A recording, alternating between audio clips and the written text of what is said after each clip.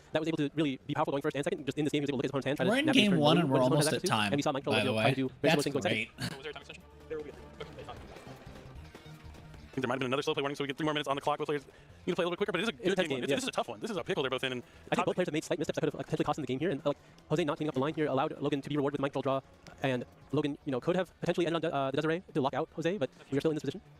Enemy Belt coming down next. You can shuffle back the material sword fusion summon from your hand, field, or graveyard. Just a Yubel and a Fiend, I believe. Yeah, Fiend I think has a 0/0 attack. Yeah, I think but it's most of 0/0. the I cards just that- thought of a funny interaction. You can That's give what you Appo an True. extra negate by equipping an equip spell that gives Here comes 800 Phantom attack. Yubel. This is tricky because he wants to. I bet he wants to try to end the game this turn, but it's not the easiest thing to do with what he has access to.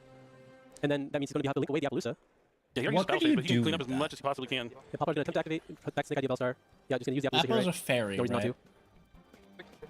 You can decide to use the Phantom Yubel to destroy a Spirit Yubel from the deck to summon another Yubel from the deck. Now he's going to have Arudis, the final bringer of end times. Oh, actually. Oh my god, wait, What do you United think We about that? Stand would give Appo an Oh, extra it's a battle negate Hey, it's been a long turn. He had to use the battle phase to crash the for every yeah, monster yeah, you yeah. control. This game has been I have great. to I mean, that mind reread control is literally Appo, off the hold top. up. That's all it took. But I mean, he's still not out of it. Like, Jose can definitely come back. There's a Arudis. He has to Let link away me the Appaloosa, right? He just can't pull get up it back. equip Yeah, spells next that this could a little bit depleted at this point. There's no theoretically Ethereal work Knight. How many sequences have we seen in this game? So many. It's literally Look, just he decides to United use We it. Stand. He's I going to mean, shuffle back it's not, 2 Fiends, so it looks like he's going into. Another Lacrima. because That's going to be able to special summon back Fiendsmith Engraver. I imagine this one is going to be going for Beatrice here because you just want to summon another Phantom Yubel because you have that Nightmare Pain up. I've only specifically looked Oh, we at already have access to that. 800. Let me check. Mind control. I'm just going to keep saying 1,000 it. It's as just well. crazy. Like, all it took was that one mind control to take Appaloosa, and now here we are. I mean, these players really showing why they're here, why they are one match win away from the World Championship. Now, this is a powerful end board that we could have expected from turn 1. There's the Waking High Caesar as well as Arudis as well as the Phantom Yubel. That's probably too much for Unless Jose draws Dark Lord no more. or Mind Control. Mind control, man. Mind control. That card is going to haunt Jose if he doesn't come back and win this match. Yeah, he has Arudis at the ready to stop any one card and then destroy. We're going to be leading with the Engraver here. Extremely long game one, but it's been back Alright. and forth. But the player who started the game is back in control. But I think you're right. The top deck mind control, the timing on using that Divine Temple to summon the Soul of Rage, I think really played a huge part in this.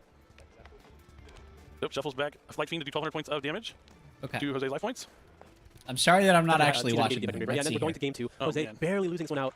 The Yeah, crowd you gave can him make a this round card of applause. lose That was- exactly I mean, 800 that was attack. It actually doesn't the game. mention That was a lot of needing its interaction, a lot original of attack. really So there are solid 4 rounds, equip solid spells you can equip Yeah, to that's this thing. incredible. Now, with the time winding down, But Logan up a win importantly- already. We saw in one of the earlier matches his first One round of feature those attack. equip He does spells is play, United We Ghost Stand. Sisters and Spooky Dogwood? I believe that was Sako, but I think Oh, no, Spooky Dogwood, that's right. Which is 800 attack per monster you control.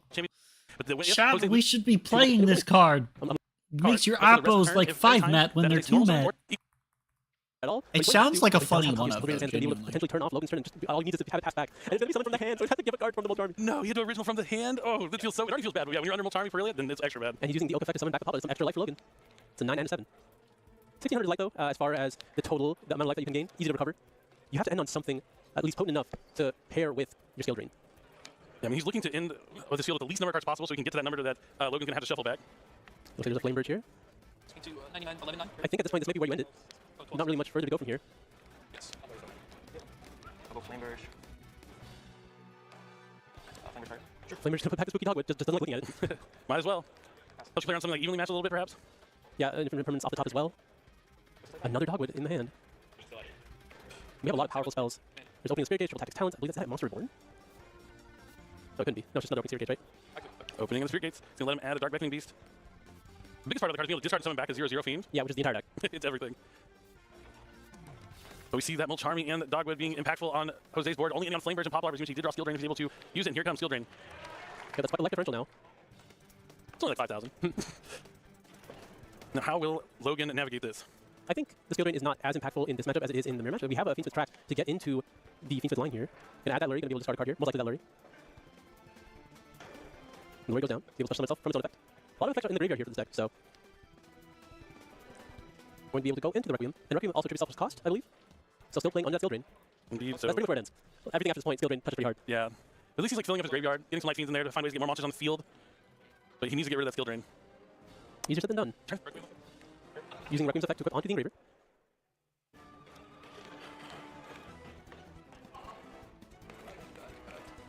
Logan considering his options, but he has to be kind of careful here. He already has a slow play warning. Battle Phase. But going into the battle phase now, likely just attacking that Poplar. Is that 26? That's at 7. So, sorry, 24. Yeah, but that was at 24 because it only gains 800, right? Or, 1,700. So he's at 53. Okay. Oh, nice. looks like we're not activating the effect of the Poplar here. You want to keep the 2 targets in the graveyard for the Flamer Dragon. Indeed. And the big thing about Skill Drain is while you use it on your opponent, you can use your own cards to get rid of something like original Sinful Spells on your own turn, and then proceed to still be able to utilize all your monster effects. Looks like we're going into a Link 2 here, hovering over that Unchained Spirit of Yama. Soul of Yama. Activate opening. Opening going to be able to discard Lotus to be able to summon back Lotus. Lotus again, another tribute effect, so you are able to use it, but unfortunately everything that's going to summon is not going to be of value, but you are going to be able to kind of fuse into the Phantom of Yubel if that is what you're going for. You'll still be able to use the Family Bell since it tributes it off the field for cost. I guess setting up having Yama in the graveyard. Oh, Yama! No, Yama destroys your own cards. I'm just trying to how can you get rid of the Skill Drain? It would have to be some Chain Link 2 mess where something triggers to destroy a card on the field, Chain Link 2 Yama to summon and destroy that card you were using its effect. Yeah. There's a world. So he sets 3 cards face down, full spell and trap zone. Interesting. Draws. He has the Flame Bridge on the field. He has access to original in the graveyard already, right? He definitely does. He has to put back one of those level 1s. The original, you get to banish, you put back Snake Eye or Diabellstar to the bottom of your deck and add. I imagine you put back the Oak so that he can normal summon the Ash, use its effect, send the field, summon back that Oak. I mean, what it's he's doing. just and there it is, I've legally seen hitting a back on billion field. of these decks. It's honestly Open not card as. of the Ash. Ash I was can be hoping used this to would be more exciting to watch, but you've seen these decks Everything's so good. much. Poplar is going to be able to grab the Divine Temple here. And is going to be able to put the Snake Eye Diabellstar on the field. I'm feeling gonna like skim trap this. zone. Oh, You can send the talent. push it, okay. Now you can go to battle phase. Well, No, here's- there's Yama on the field. there's Yama on the field. We're there's a lot of pushing light with points. Snake Eye, guys. 600. They have a little bit of time extension here, so I don't know if the time includes the time extension. you have to link away. This is the awkward part. You need a fire monster to make with the heat. I don't know if you have one at this point. This is only game 2. It's only game 2. So if Jose wins this one, we are going to a game 3. He has to do 5,400 points of damage. No, he has to do 7,400. Oh, the timer does include the extension, so we are in time. All right, we made it to the battle phase. The temple is boosting these monsters by a lot. You have 1,100 each. That should be enough. It's definitely more like it'll at least make up for the deficit. Yeah, this should be Yep, game. Flame Bridge is at 3,000 since it went to the graveyard and came back. Yeah, none of these monsters were under the effect of Forbidden Drops. All those monsters got Oh, linked away. yeah, the Oak was. But that makes not much of a difference, a few hundred. These attacks, 27. That puts him at. Should be enough, I feel like. I mean, it's 57 with just the Princess and the Flame Bridge, minus 18 from the Yama. The other ones make up for the Yama attack for sure. This is 1,000? They're just running the numbers, make Just sure make sure the it's numbers to a right. game 3. But what, this isn't the best match I've seen in a long time. So just 2 extremely powerful decks duking it out and showing what they can do. Love it. Yeah. I love it. Yeah, this is already here. I'm not going to help them do the math. I'm just going to wait and listen and see where they go to. There's a lot of capable people here. They can do the math. I think that should be game. 27. 200, and then 18, and then 18, Yeah, that should be plenty. 15. I got that. Okay, that's 2,000. 27. That's 47 total right there. And then Just 27 plus Can 2. we get the mana calculator? And then 49. That's 39, 49. I don't understand. No one has a calculator on that stage. Maybe that's something we can add to the list of supplies we need. A calculator. Math hard. That'd be helpful. Like, Yeah, it's a that'd little be complicated helpful when like for this. attacks are Yeah. halved and then they're boosted afterwards. I mean, it is 7,300 you have to do for the difference, right? It's a lot. So- 74. I mean, Yeah, 73 yeah, even out, yeah. I guess it's 7301. Yes. And then after you guys present your deck, you're going to roll those Okay, so we confirm we're going to game 3. Okay, so it is enough damage. It looks like it should be. You got 6 monsters. 3 of those monsters are boosted by 1100. Wheel. Yeah, and just being able to potentially do your entire combo uncontested. We'll see if Logan has any of those power cards that he had in the last game. We're going to be leading with a 1-for-1, discarding a copy of Ghost Ogre and Snow Rabbit. And there is not, we didn't see Mulchummy, and we did not see the Spooky Goblin. So already off to a fantastic start. Yep, starting Snake Eye Ash, and that's going to resolve. He's going to add Snake Eye's Poplar. I imagine we're going to see things roll pretty as expected now. Yeah, I'm actually curious what the We'll side see deck cross out presence in of Jose's hand as well. Perulia He looks chose like to for take this the Ash Blossom in his weekend. hand, as well as the Snake Eye to potentially just play through as much as possible, sacrificing the Ghost Ogre, which may come to bite him. But I think if you rely on just making as much strong support as possible and you don't need the additional points interaction from hand, I think that's for very reliable. Snake Eye, that's not Certainly. really Divine Temple, the Snake Eye's up next. It's going to place relevant. Snake Eye's Diabellstar from the deck into the spell and trap zone. I think because you know your opponent is playing more of a board breaker strategy, I think you might be going for the greedier line, right? Going for the Desiree with the full combo that does happen to play into Nibiru Queen, but I think at this point you're pretty certain that your opponent isn't playing it. I haven't seen it, so I would not expect it, but you never know. You also have a copy of Cross out in your I hand. mean, which you're is drawing 2 cards off Yeah, of like, you have it, Perulia like, and cross out Snake is so Eye. good while but you're going through your combos, especially when That's like like down. at max. You can save it for that opportune moment. Now we're seeing Link Summon of Relinquished Anima. Yep, Poplar's going to be able to use the effect to put back that Snake Eye Diabellstar that was sent off the Ash with Snake Eye Ash. Now the question of if you're going to use the Snake Eye Diabellstar to push stuff up or you're just going to start linking away. Oh, we're just going to normal summon the Snake Eye Oak, which we haven't done because we started with 1-for-1. Going to be able to grab back that Poplar. A lot of free bodies here. Yep, still has that Snake Eye's Diabellstar waiting in the spell and trap zone to be summoned. I wonder if you're meant to do an Anima line here, because you do have the 1-for-1 grave, you have the Temple, and the Snake Eye Diabellstar will put something else as a third spell. So you can go for Celine and Tapalusa. So he's going to go for Snake Eye's Diabellstar. Yep, so now you do have access to 3 spells. What a twist. Yeah, it's off, David. I'm sorry. Here's the part where they make a rank. Yeah, They just make the Fire King rank 8 for no reason. That'd be hilarious. Not that it matters, because you're always going to be linking off in with the Flame Bridge. Yeah, so we are going for this lane here to be able to summon back that Snake Eye Diabellstar, because you do have 3 spells to count for, and then immediately into the Appaloosa. Yep. And then likely the other 2 monsters are going to be able to go into that Moon of Close 7, and then start accessing the Fiends with cards. Not the Friendsmiths. Oddly enough, Appaloosa for 2 is more ideal in this matchup than 3, because it sometimes just ends up on their side. Very true. Having 2 is like that sweet spot. You're going to be able to stop enough of their cards, but if they take control of it, you'll at least be able to play through it maybe. Yeah, a little less of a nightmare. Now All right. we're going to turn that Moon into that Requiem. Requiem's going to be able to use the effect summon Fiends with from the deck. Logan has just been letting all of this happen. He's going to have some powerful spells in his hand. Or a The whole question is, lot of will Jose starters. opt to use a Lacrimal effect just to hit that bit of damage, even though you are in a turn situation. I don't think you really need it, right? Yeah, I mean, it might help just to finish off the game at some point, but yeah, you don't immediately win because you inflict the damage since we are in turns. Right, and that resource, like, it could be something that you need, just having an additional Like lightning in in the the grave. graveyard, yeah. Certainly could be the case, but Fiend Smith's sequence coming down, so he's going to be able to use the fusion summon. Yeah, I think this is a situation where you're very frequently trying to go for Desiree. Oh, no, just 2? I'm just waiting for Desiree to come down. I need to see that card. It's a good one. So he's going to add the engraver back to hand. Has he not used the hand effect yet? No, only activated, or only access the cards from the Requiem here. So going to be able to add the tracks.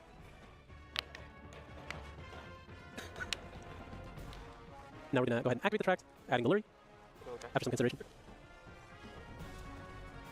I don't think he's used Engraver's effect to summon back from the graveyard. So he does still have access to go to Desiree. Yeah. He could bring back the Engraver and use the track from the graveyard to fusion summon. Yeah, you're good. You have Dragon Grid? Yeah, you just used it, right? So it's like Logan's kind of looking at what we're looking at. He's like, is he going to be able to summon that Desiree or not? Or he could be trying to bait his opponent into summoning Desiree. I imagine you really want to make Princess with the Oak as well as the Sequence here. But it looks like we're just going to be linking away with the Lurry for the Master Arena. The Master Arena could link away. Would you link up? It was the Oak and the Lurry. The Master Arena could link away with the Lacrimosa, but then we're really cutting off any access to track here. It looks like he's just going to go for Appaloosa. I IP wish to Desiree, which provide with Divine Divulge, commentary, not bad. but Not bad at all. But again, not having the Princess. Yeah. Kind of keep there's vulnerable to the nothing board to breaking kind of cards, commentate. It's but Desiree, you just kinda play around those. Fiendsmith and Snake Eye together. I mean, you have to remember that this game, they didn't have the side deck before this game since it started in time, but they are side deck like Logan's going second and Jose was going first. This is still appropriate for the cards in each one of their decks. Okay. Then use track and fuse with those 3 monsters on the field. You're cutting yourself. I think the only other light fiend that's available besides those 3 right there, or it probably just is the Engraver, right? So if you want to, you have to put back the Engraver. Because you're not going to put back the Sequence. Oh, for the damage? Yeah. But you still take the damage. It's a choice. Do you want to cut yourself off? Because you still can get access to it from just throwing 2 bodies on the field. But it looks like, yeah, you are. You're going to put back the Fiend with Engraver for the effect of get that 1200 damage in right now because you're already in time. And he still has that other Engraver in the grave, right? Yeah, I think there's only one, right? Oh, no, it's the same one he had back and discarded for the track, that's right. Would have been a pretty easy decision otherwise. But now we're able to set the crosshair, have action in hand. Lots of interruption here. This is good. We'll see how many power spells Logan has to deal with it. I mean, he's going to need Dark Lord no more plus drop There's it. a tactic, but that's going to be met with likely a copy of Crosshair Designator. Main phase. It looks like a powerful hand. Going straight in the main phase here. Not an immediate slap down to the Dark Lord no more. This is, so that was turn 0, now we're on turn 1. Oh shit, I have to pull up. Jose only has 1 turn left here. Oh, there's a Snatch Snatch Steal. That's that secret rare out of Battle Legend Eternal Revenge. I still need to get my quarter century secret rare, but it looks beautiful in secret rare. This is going to take a Desiree from me every time. I don't want to let him have the Appaloosa, especially because you know you have something for the tactics. Assuming there's a copy of it in his deck. I imagine it would be. He has a pretty good idea of what cards are in Logan's deck. I imagine that would be in his deck. Potentially. Chat, you know what I might do actually if I'm pulling up Dokkan? Alright, 1 card down, 5 to go. Anything on us? I know what I'm gonna Well, do is that just pulling up physical build? I think so, Dokkan. right? Give Yeah, me if it doesn't a resolve, it doesn't equip anything, I believe. Maybe not. Give me a Well, this here, moment. is it Crosshair Designator or not? It might just not be in his I deck. could just chain IP to go into SP and then banish the SP, but then he loses. Love using Appaloosa negate also. Oh, no, he Yeah, he's doesn't losing have a Crosshair in his deck. Yep, so he's going to chain IP Master Arena to really link summon. Oh, the Princess. Oh, to give him the Princess so he's locked into fire? That's crazy. Ooh, dangerous, but I like it. Dangerous, but I like it. Spicy? He gets another turn, so this is plenty enough if he gets to keep the Princess. Now, does he have a tribute summon for Engraver? That's what he needs here, but Or a fire monster in his extra deck that might not be it's there. crazy if he tribute summon Engraver, he gets to summon the Snake Eye Ash, which means he'll be able to trigger the Princess on the next summon. Oh, Jose, man, Jose. That's what I'm talking about. That's what I'm talking about. Love these plays. That's why he's here. That's why he's one game win away. That was a smart play. Okay, we're going to be activating the Engraver here. Here I was saying he wasn't going to have the Princess in his graveyard. Oh, that's I a know. cool feature, and But I see, that's the didn't thing. notice Jose's probably played this. thousands of games and been in these positions to know how to respond to it. But he has a cross out for Engraver. Makes a lot of sense here. Go ahead and cut that off for the rest of the turn. That's a lot of bodies that Logan no longer has access to. If he wins this game by using IP to go into a Princess when he got stolen by a triple tax talent, you couldn't like predict this stuff. I mean, maybe Jose did, but this is This awesome. is a high-level gameplay that comes from a tournament like Like you this. hear on who's like, oh, Snake Eye's so good, Snake Eye, it is, and there's a lot of things you can do with it, but in the right hands, oh, it's so much more impressive. We're going to be normal swing Fable Lurry, which does effectively nothing in this position. Unless he has a fire link monster, link 2 or link 4 in his extra Do you deck. play Nightmare Fiends, or are you just trying to attack with both those monsters? Is he triggering the temple? Of course he is. The temple with the Snake Eye Ash for the layered protection. Yeah, summon that in defense, please. I know it has a lot of attack, but you don't need it right now. This is going to be able to grab a Poplar. If the Poplar dies, it's going to be able to put back a Snake Eye Bell Star, and then the whole loop is going to start again. Crazy. And you'd have also just to notice that Jose has used every single card that he had in his opening hand to be in this position. There's still Nat Floss in his hand. Oh, he hasn't used that yet? No. that's right. That's right. Okay, so I have to do this in a really Oh, there's another jank copy of way. Tactics Silence that's not going to be doing anything. Oh, he's attacking! He's attacking. This is the whole turn gone. The next turn is Jose's last turn. But I can do this. It's a second pass back. It's a pass back. He's This game is over. Princess. Oh, that's crazy. Jose. this. Oh, Jose. That's oh man. I love good Yu-Gi-Oh. I think so, yeah. All right, we're drawing for turn. Is that a wanted? Or is it a bonfire thing? It looks wanted to me. I think it's the wanted. I think it's the wanted. I mean, taking nothing away from Logan. He's also played incredible too. But that IP play into the Princess versus the Bell match, you get to know the matchup. Like, oh, he knew that. He didn't even have to think about it for that long. Like, he prepared for that. Cross out on the Engraver. So you use the Princess to start. If you use Princess at the start of your turn to bring back a Snake Eyes Flamber's Dragon, it's crazy. Can you use the effect, push it back? See if it goes. Yes, everyone. Okay, anyway, I wonder, is this enough damage just attacking? 18, 27, 3000? He's already at 68. 57. Yeah, no, 65. Oh, no, 75. I think you do want to play around a potential Spirited Bell in the hand. Forbidden Droplet. He knows he plays it. It was bonfire. Like, Okay. Snake Eye, The Snake Eye Bell Star is gonna be enough. oh, the bluff tactics there. Jose is moments away from going to the World Championship with an incredible play with IP Master Arena versus Snatch Steal and Triple Tactics Talent. Battle. And a Battle phase. phase. And the Jose is going to the World Championship. My ears just exploded from him screaming. I don't know if you guys can hear the player audio on that. You can hear that excitement. He has been trying so hard to do so well in all these tournaments. We had a feature match with him a while back. He came up afterwards like, I could have done this, and this. I apologize. I'll play better next time. And he came through here, and now he gets the biggest reward of them all to represent North America at the World Championships in Seattle. This was a beauty to see. Both him and Ruben have been fighting for this all season. They've been fighting for their whole Yu-Gi-Oh career, and it's so amazing to see both of them qualify. I mean, the practice paid off. You can theory all you want, but you have to sit down and duel to learn, to find those interactions, to understand that IP, Master Arena into Princess, into a Bell deck that you know might be playing the cards that are going to take all your cards like National Challenge. You have to know that you can be in a position to give them the Princess, to know that you have the Ash if they try and tribute it off. Like, everything was just constructed so beautifully there by Jose. Oh, man. What did I tell you? He grind out past that game 1. The game 1 was a war, but he was able to take it back in games 2 and 3. Just incredible. That is just incredible. You know, yeah, you said Ruben, Jose, 2 players who've just been relentlessly playing. I mean, everyone that competed in the world qualifying playoff, you know they've been playing a lot this past year. Some more than the others, and the desire that burn. You see there, Ruben, Kim, and Hansen, knowing that them two are the first North America representatives that are going to be competing at the World Championship in Seattle. 2 friends already qualified for the World Championship together.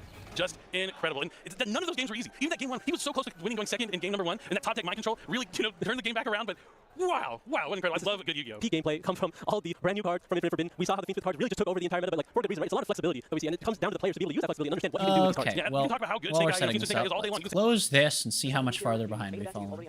I'm 3 hours behind, 2, 3, okay, it's only half an hour. Looks like we're going to get a 6 there from Anthony. Dino's going to roll, see if he gets anything different there. I want to know if that unicorn is going to make a big impact toward. You're right there, the Cashier unicorn. Cashtira? Okay, I was about to say Cashtira or Nightmare.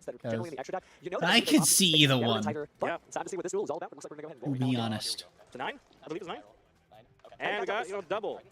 Here we go. So Anthony's going to go ahead and go first. Let's see how his Cashtira Fiend Smith Snake Eye deck Oh rolls wait, out. it disconnected me from Right now, his opponent the... does not. They're in draw phase. Standby. Standby has been passed. Okay, that's weird. Normal summon out, Snake Eye Ash. A very, very standard start.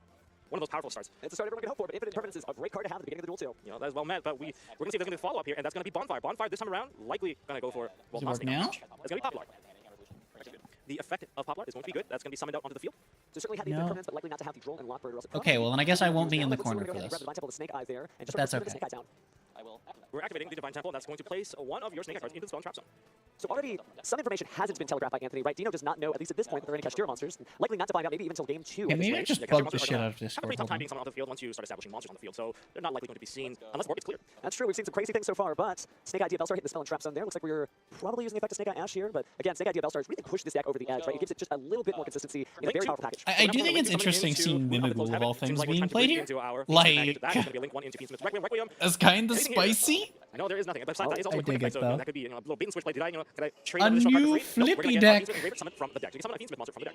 So it is time for Fiend Smith Engraver to go ahead and do what it does best. Looks like we're just taking a quick look through the graveyard before we get going. Again, we saw how powerful the Fiend Smith cards were yesterday, and Fiend Smith Engraver really is the monster of the hour here, enabling just so many cool combos that are really interesting. Every duelist has been applying the same pool of cards very differently, and this time we're seeing Fiend Smith Engraver go to the graveyard for DFL Star the Black Witch. So one of the trends of playing Fiend Smith cards right now is interweaving your play, jumping in and out of the Fiend Smith play, because you can quite easily summon out the Link monsters, and the Link monsters generate additional monsters. So if you do get hit by disruption, you can pivot into generating more monsters through the Fiend Smith that way, rather than playing the entire package all at once and burning out your resources. That's currently the trend that we've been seeing. I think that's what's so interesting about this format is it's not really Okay, linear, it's right? You can not talk all the letting time me about combo screen share lines, from but my at any phone. point This you is can a just say, you know problem. what, I think I'm going to exit here and take a completely different direction What with the my deck. fuck, Even though you don't have to do anything Discord? different with the deck building, you can just as a player recognize that maybe there's a different way to sort of get your opponent to bait out certain cards that can be interacted from the hand. So far, it looks like other than Infinite Permanence, nothing's going. That's right. So with the Engraver, likely that Engraver can summon itself out in case there is, a little big disruption coming down. Okay, Like, well, big, but never you mind guys then. Assume what I'm thinking about. And now we can perform a link summon into IP Master with the monsters at hand. 'Cause I have to And do that shit on Poplar is Dokkan. going to put the Snake Eyes DFL Star into the spell trap zone, and that's going to activate now to summon itself out onto the field by placing a fire monster I into won't be able to the show you trap guys zone. that. I was gonna be like, Yeah, check out damn, how I'll Snake show Eye you DFL guys Star what I'm is doing on going to Dokkan while we Celine do this, so that you have And we're going to use the effect to summon back a spellcaster monster. more than one thing to watch. But nope, I can't do that. We're going to summon back Snake Eye DFL Star. I think that's the third time that card has hit the field. Yep. Good stuff. But it's being used as a link material. Looks like a 2 material Appaloosa Bow the Goddess. All right, that's going to insulate against monster-based disruption. So all of a sudden, the little big primal being that might have been coming down may not be as impactful after all, if there was one to begin with. But it does seem like we're seeing the Snake Eyes Flamberge Dragon. That was from the Oak effect, and Flamberge Dragon is now going to place the IP Master into the spell trap zone. Now we can definitely get rid of that Flamberge Dragon if necessary by putting back our Fiend Smith Requiem, and that's going to summon back one of our monsters here, and that's going to be Fiend Smith Engraver. Not the friend Here, we're Smiths. about to see quite a few monsters hit the board at one time. We're going to go Link 2, and that's going to be Fiend Smith Sequence. Sequence has a fusion effect, of course. But before we fuse, it's time for Snake Eye Oak and Snake Eye Ash to return via Snake Eyes Flamberge. Kind of an all-you-can-eat buffet of cards here. It's hard to choose where you're going next. Again, that is what's so interesting about this, is every single decision is important. You don't know that you're winning the duel because you put these cards out. You won't find out until later that these decisions matter so much more than ever before. So now we're performing the fusion summon using 2 Light Fiend monster to the effect of Sequence. We're putting those back into the decks, and that's going to summon out Fiend Smith Lacrima.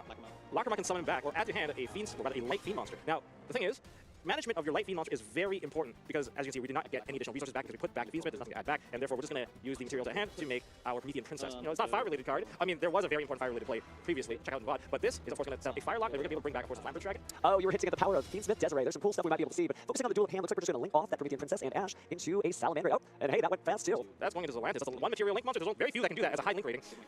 This is going to protect the Appaloosa in the battle phase for the most part, and this is also, of course, getting rid of the fire lock of Promethean Princess. We've seen a lot of duelists really try to put Appaloosa Bow the Goddess and protect it in a number of different ways. Yesterday we got to see Nightmare Phoenix as well with its co-linked effect to prevent link monsters from being destroyed by battle, so there's a lot of Yeah, that ways was a to really protect this cool card and interaction still get to out those see. smaller chunks of the gate. But play passes over to Dino, so it's time to see some Mimigul's. Now, will the Mimigul's land with the Appaloosa on the field? That's going to be the question at hand. There's a lot of options, and this particular field is very strong. Graveyard Destruction from Promethean Princess. We got 2 negates from the Appaloosa. Appaloosa, and we're going to start off our play with special summon of Cashier Fenrir. Ooh, interesting. Now, buddy, finally got to see our Cashier. This is going to do what is functionally similar to what the Fiendsmith cards are so great at. It's going to push the conversation forward, and any resources that Anthony has may have to be used to answer all those Cashier cards. However, what he doesn't know is that those Mimigools are, sort of rubbing their hands together about to pass those treasure chests across the table. Now, by leaving that IP Master in that spell and trap zone, it does make things a little bit more difficult in terms of trying to get the additional, I want to chain on top of your card to get a better outcome in these chain links. Leaving it in the back, it could come up later. Maybe you do want it in the back. Maybe you want to protect your monster, but don't forget Cashier Fenrir can hit any face card on the field.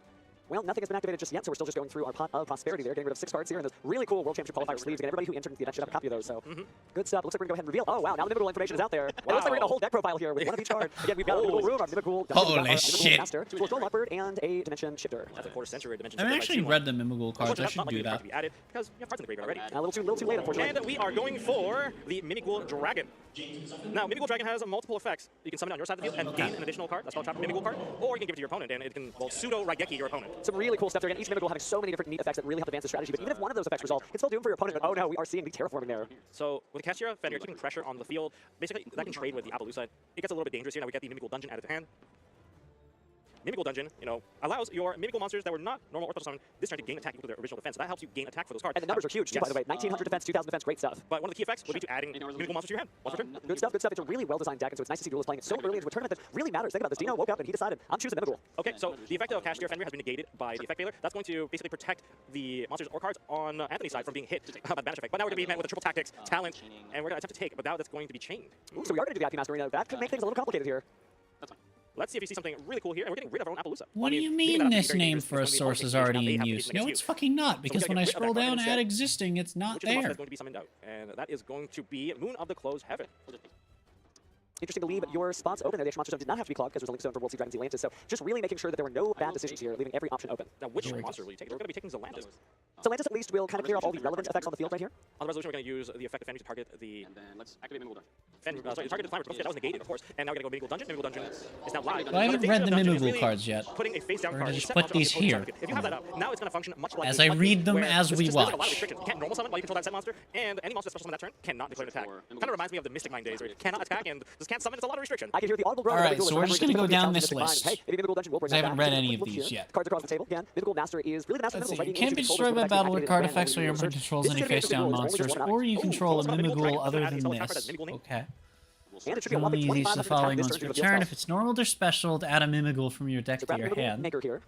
Okay, but it's monster, which is weird. Normally monsters with this kind of effect have card on them. That's actually a really smart way to summon out the Master, because Master does not have a summon condition. And most of the special summon condition coming from the Mimighoul monsters, they summon to your opponent's side of the field, face down, which is kind of neat because it blocks cards like evenly matches, it blocks cards like infinite impermanence from the hand, it really slows down those types of disruptions. No, it's more than just During fine. your It's fine to opponent's give main the phase, you opponent change like one but at the face-down same monster time, it has such valuable to tournament phase play of there. attack or defense position. Such a powerful card. That's for opponents, interesting. things like triple tactics talent. But hey, if you So you control get to the flip card, your now guys you'll up. activate that from your hand on the first turn. I almost wish that this guy were generic flip Just a moment support. here to decide. I almost wish we'd like sort of try to figure out what to gone do. There's a little bit of super danger, 2024 with this shit and been like, okay, let's make it really unrestricted, because this would do so much for Crawler and Subterror, man. Which monster Oh, choose? Because it's going to be the Earth's too like Subterror and Crawler. Oh my god. Holy shit. So again, just a little clarification here. The field does not And function they're all as different turns, types, normal or I special mean- summons. So just get used to our Mimighoul stuff here. Wow. Again, some incredible cards here. I will roll for it. So even dogs. Cool. And Ethical Subterror doesn't care because you're not on team. Set face down onto the other side, And then I can. And that's our first pass. Special summon a monster from my hand. and that is likely going to be a Mimighoul monster. That's going to be special summon for the rest of the effect of Mimighoul Maker. So I'm going to summon Mimighoul. Oh, crazy. Okay. Ooh, Mimighoul Dragon. this is Flip. very If the dangerous. main phase, Now, don't forget, apply we have these the effects top in pressure. sequence. That's going to limit the amount of damage. Nuke It's everything not you side by deck, so we're not control gonna see a pull-out except 16,000, but it's still Mimighoul. capable Or of getting give stuff this done. to your It's gonna do in opponent. this turn. Oh my This is crazy. god. Now, the moment those Mimighoul Specialist from your hand to your opponent's field in face-down defense position, and if it's normal, they're special. Add a Mimighoul from your deck to destroy your all hand. face monsters except for Mimighoul, and then the control of that card will change back to the opponent. So they take all the negative effects. I keep the monster. Interesting. What a wonderful trade. Well, speaking of trades, looks like we're gonna go ahead and start bringing out some monsters from the graveyard here. Cerberus is banish the top 3 cards of your deck, then special summon one of your banished monsters to your opponent's field. Or give this card. Okay. Bring the main phase, special this. And now you are able to essentially just destroy Your the opponent entire can't target So spells we are you getting a couple of control monsters with from card the effects. from Well, the that's Phoenix, wacky. of course, the Flamberge effect summoned back to And for the hand, and they Archfiend, get their respective your trigger effects as well. opponent draws 1 card. Take additional Or moment to you absorb the impact of the duel here, right? Pick up that discard Mimighoul Dungeon. and Again, you brand new discard card, so you have to absorb it. It's one thing to read it, Whoa. but it's another thing to make sure you really understand the nuance of this duel. And it is true, again, starting from yesterday, that's when the normal infinite special, tournament legal, so there have not been a lot of flip a tournaments actually with Mimighoul gameplay. Oh I want to see this no. kind of continue onward. Under the Pot of Prosperity, there's not going to be a lot of damage going through. I think it'd be a very Reveal big 2 flip danger monsters if with different we get names to from your somehow deck. make Your it back opponent onto the field, randomly but picks it's not one gonna for be you to able to special back. their field and face And down, Zelandis and you add the would other to your hold hand. the Then you can opponent's side of the special a field. It doesn't Mimighoul activate it from very your much. The hand. owners are summon control. If your opponent specials a monster, except during the And damage even our step, duelists are talking through, like, okay, banish wait, this let me make card sure I'm from doing your this correctly. deck. Okay, Card brand new face card again, down. this has been quite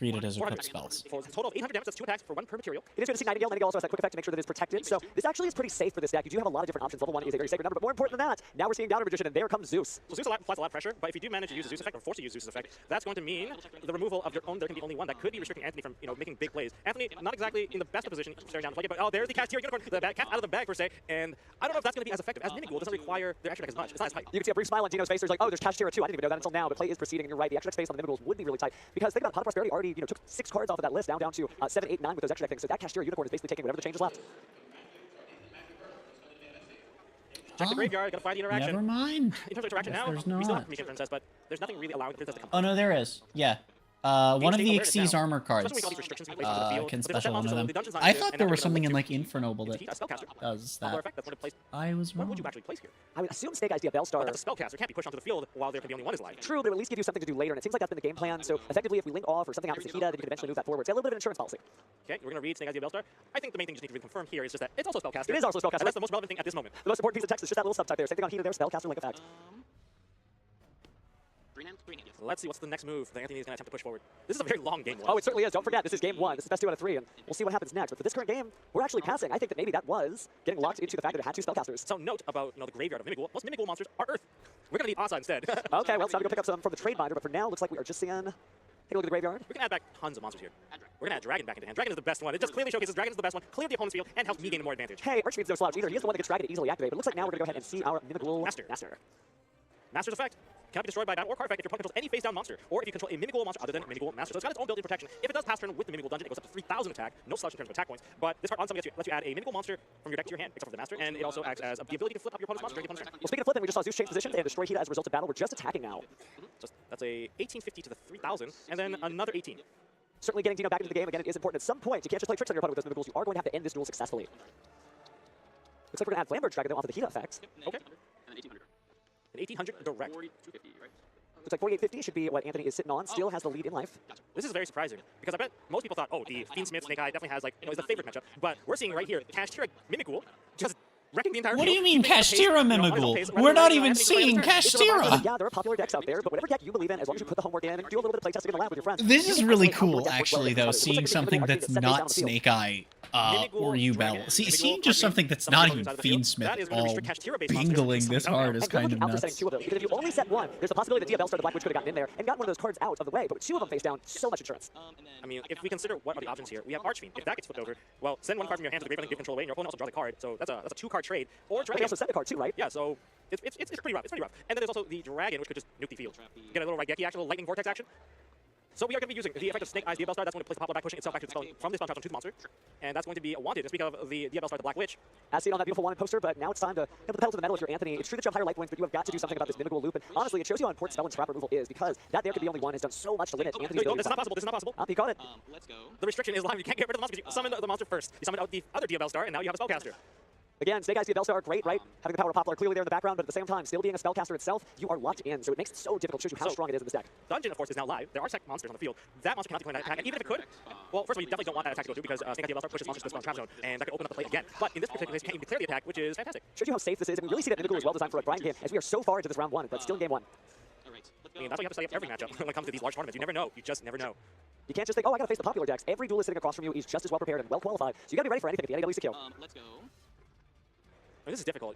We're going to special summon now. Now we can do this. Now we can do the summon of the Diabellstar, the Black Witch. We're going to get rid of the Mimighoul Archfiend.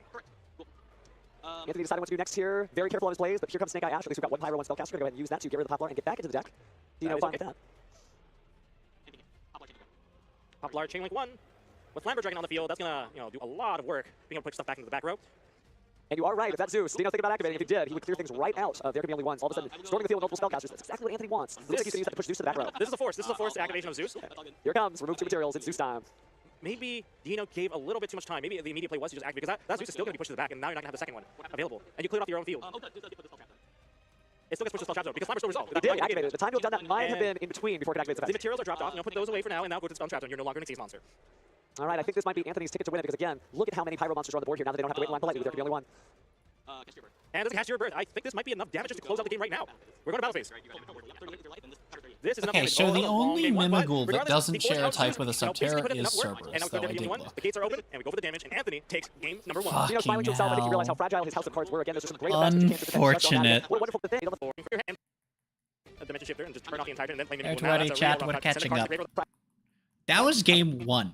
So let's see what we're starting off with on Dino's side here. Great. Same start, Catgirl, Fenrir. But it's different. Now, Dino We're goes ready first. for They have game pace, 2 plus to we're gonna run take the time. forever. So Oh, next we one, have Activate Pop Fenrir Prosperity. this See the time. danger here with both of these cards. Both of them could potentially run into Drone Lockbird, which is very popular. Now in we this get tournament. to see Castira and Mimigul, which honestly, probably ideal for the deck.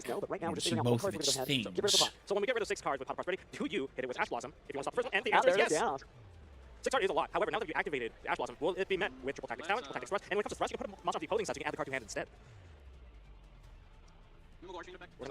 Activate Mimigul Archer, summon to the opposing side of the field. This is going to turn off infinite impermanence because I control monster. Definitely helps.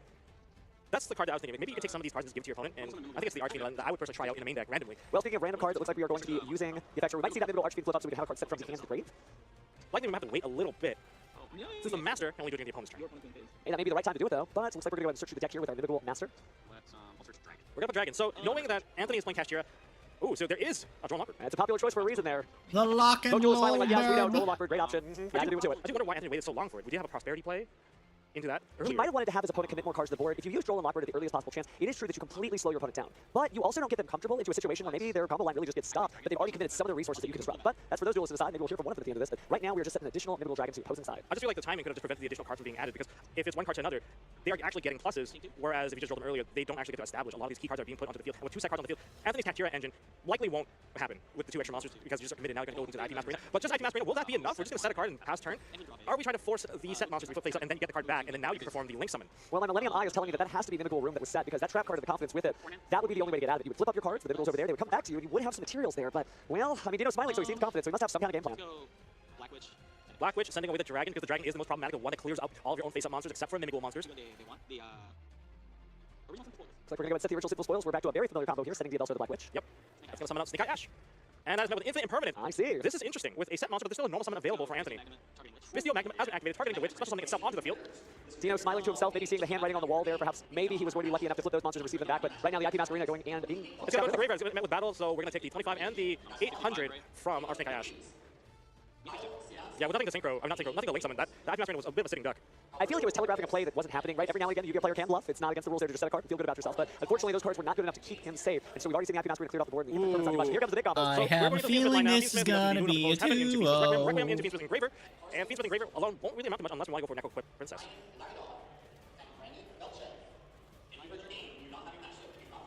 We're going to set one. Maybe there's no follow-up here. Both duelists kind of at a stalemate. We got to see everything their deck had to offer in game 1 to game 2. It's just a very simplified game state here. Very few cards in the hand, very few cards on the field. I mean, Dino's on top deck mode now.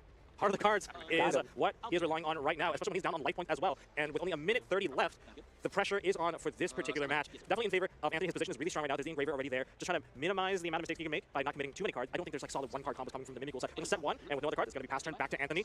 Could certainly be difficult, and again, different than yesterday's tournament. That was single elimination, and therefore had some additional turns when the clock reached 0. We aren't going to have additional turns as these are Swiss rounds, at least for now, and a little bit tomorrow. And with the original Simple Spell activated in the graveyard, that's going to fetch a copy of Snake Eye Ash, and that is not met with any disruption so far, and that's going to Snake Eye Ash into Poplar. Poplar going to activate the summon. Do we have anything to restrict this? No, we do not. That face down card might just be face down and nothing else. And that's going to lead into Divine Temple of Snake Eye, so that's going to place the Snake Eye Diabell Star into Spell and Trap Zone. Dino looking Now, concerned. damage has already been done. We've established a little bit of damage, and this is enough damage right here where the attack was coming from the field spell. I can't do, what, 2600 damage? Yeah.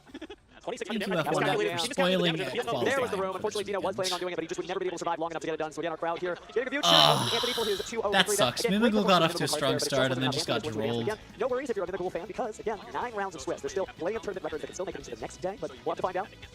What is the Mimigul rep? I'm actually gonna check if I can see. I really love it with that We new logo. have this You see, like, kind the bottom kind of of looks like that another verse like circle. Oh, is that what you guys are trying to do? I wasn't really sure. Like, It just looks It cool. is interesting. It's very unique, right? We haven't had a design like this ever. The start is crazy. Wait, so yeah, the Cheerless player is going first. He started with Instead, he discarded Trivia Karma. You could not ask for anything better, and he's also chaining the Trivia Karma to the effective study, so you don't have to draw. Wait. We missed Magical Musket. Was one of the people in the invitation. One of the people in the invitational brought Fiendsmith Musketeer. Somebody brought Musksmith. Especially going second. He That's does have so crazy. combat the Gimmick Puppet going second, but I can talk about it here in game number 1. And only 3 people did not bring Fiendsmith I do love how all the for the planes got quarter century invitational. That's upgrades in Ready Collection crazy. 2. Looking beautiful. Yeah, they deserved it. They really did.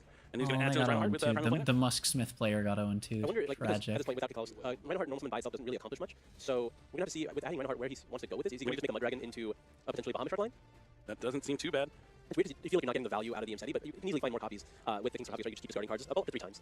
Thrice per turn. Always a funny line to stand cards, but it does look like he sends down Havness. So Havness effect is going to send back the M-Seti. Okay, cool. Looks like he's going for Mud Dragon for the Bahamut Shark, as you said. Yep, this allows him to at least set up a totally awesome before committing to any of his more important plays. He can also put either fusion monster or a Tearless monster in the graveyard for more fusioning later. Looks like we're going to opt to put the Reinhardt there. So See, what I like about this is that this matchup is just 2022 in a can. Okay. You're allowed to technically summon another. You make it that far? And then there's the Fiendsmith Engraver. Now it's time to see how the Fiendsmith cards are. Really watching that duel live on fast? Yeah. Well, to be fair, we're 2.5 hours behind because I was watching yesterday's stuff too. See what that could mean. It could always just start Lurry though. I want to see something happen. We'll see what he decides to do. He does have Fabled Lurry. Discards Fabled Lurry. And now he's going to special summon into the field. Well, totally awesome's on the field. There's plenty of cool things going on here. This is what I came to see. I want to see how the Fiendsmith cards are impacting the end board here. Going to go into Fiendsmith Requiem. Only takes 1 Light Fiend monster. Link 1's notoriously very strong in Yu-Gi-Oh! Yep.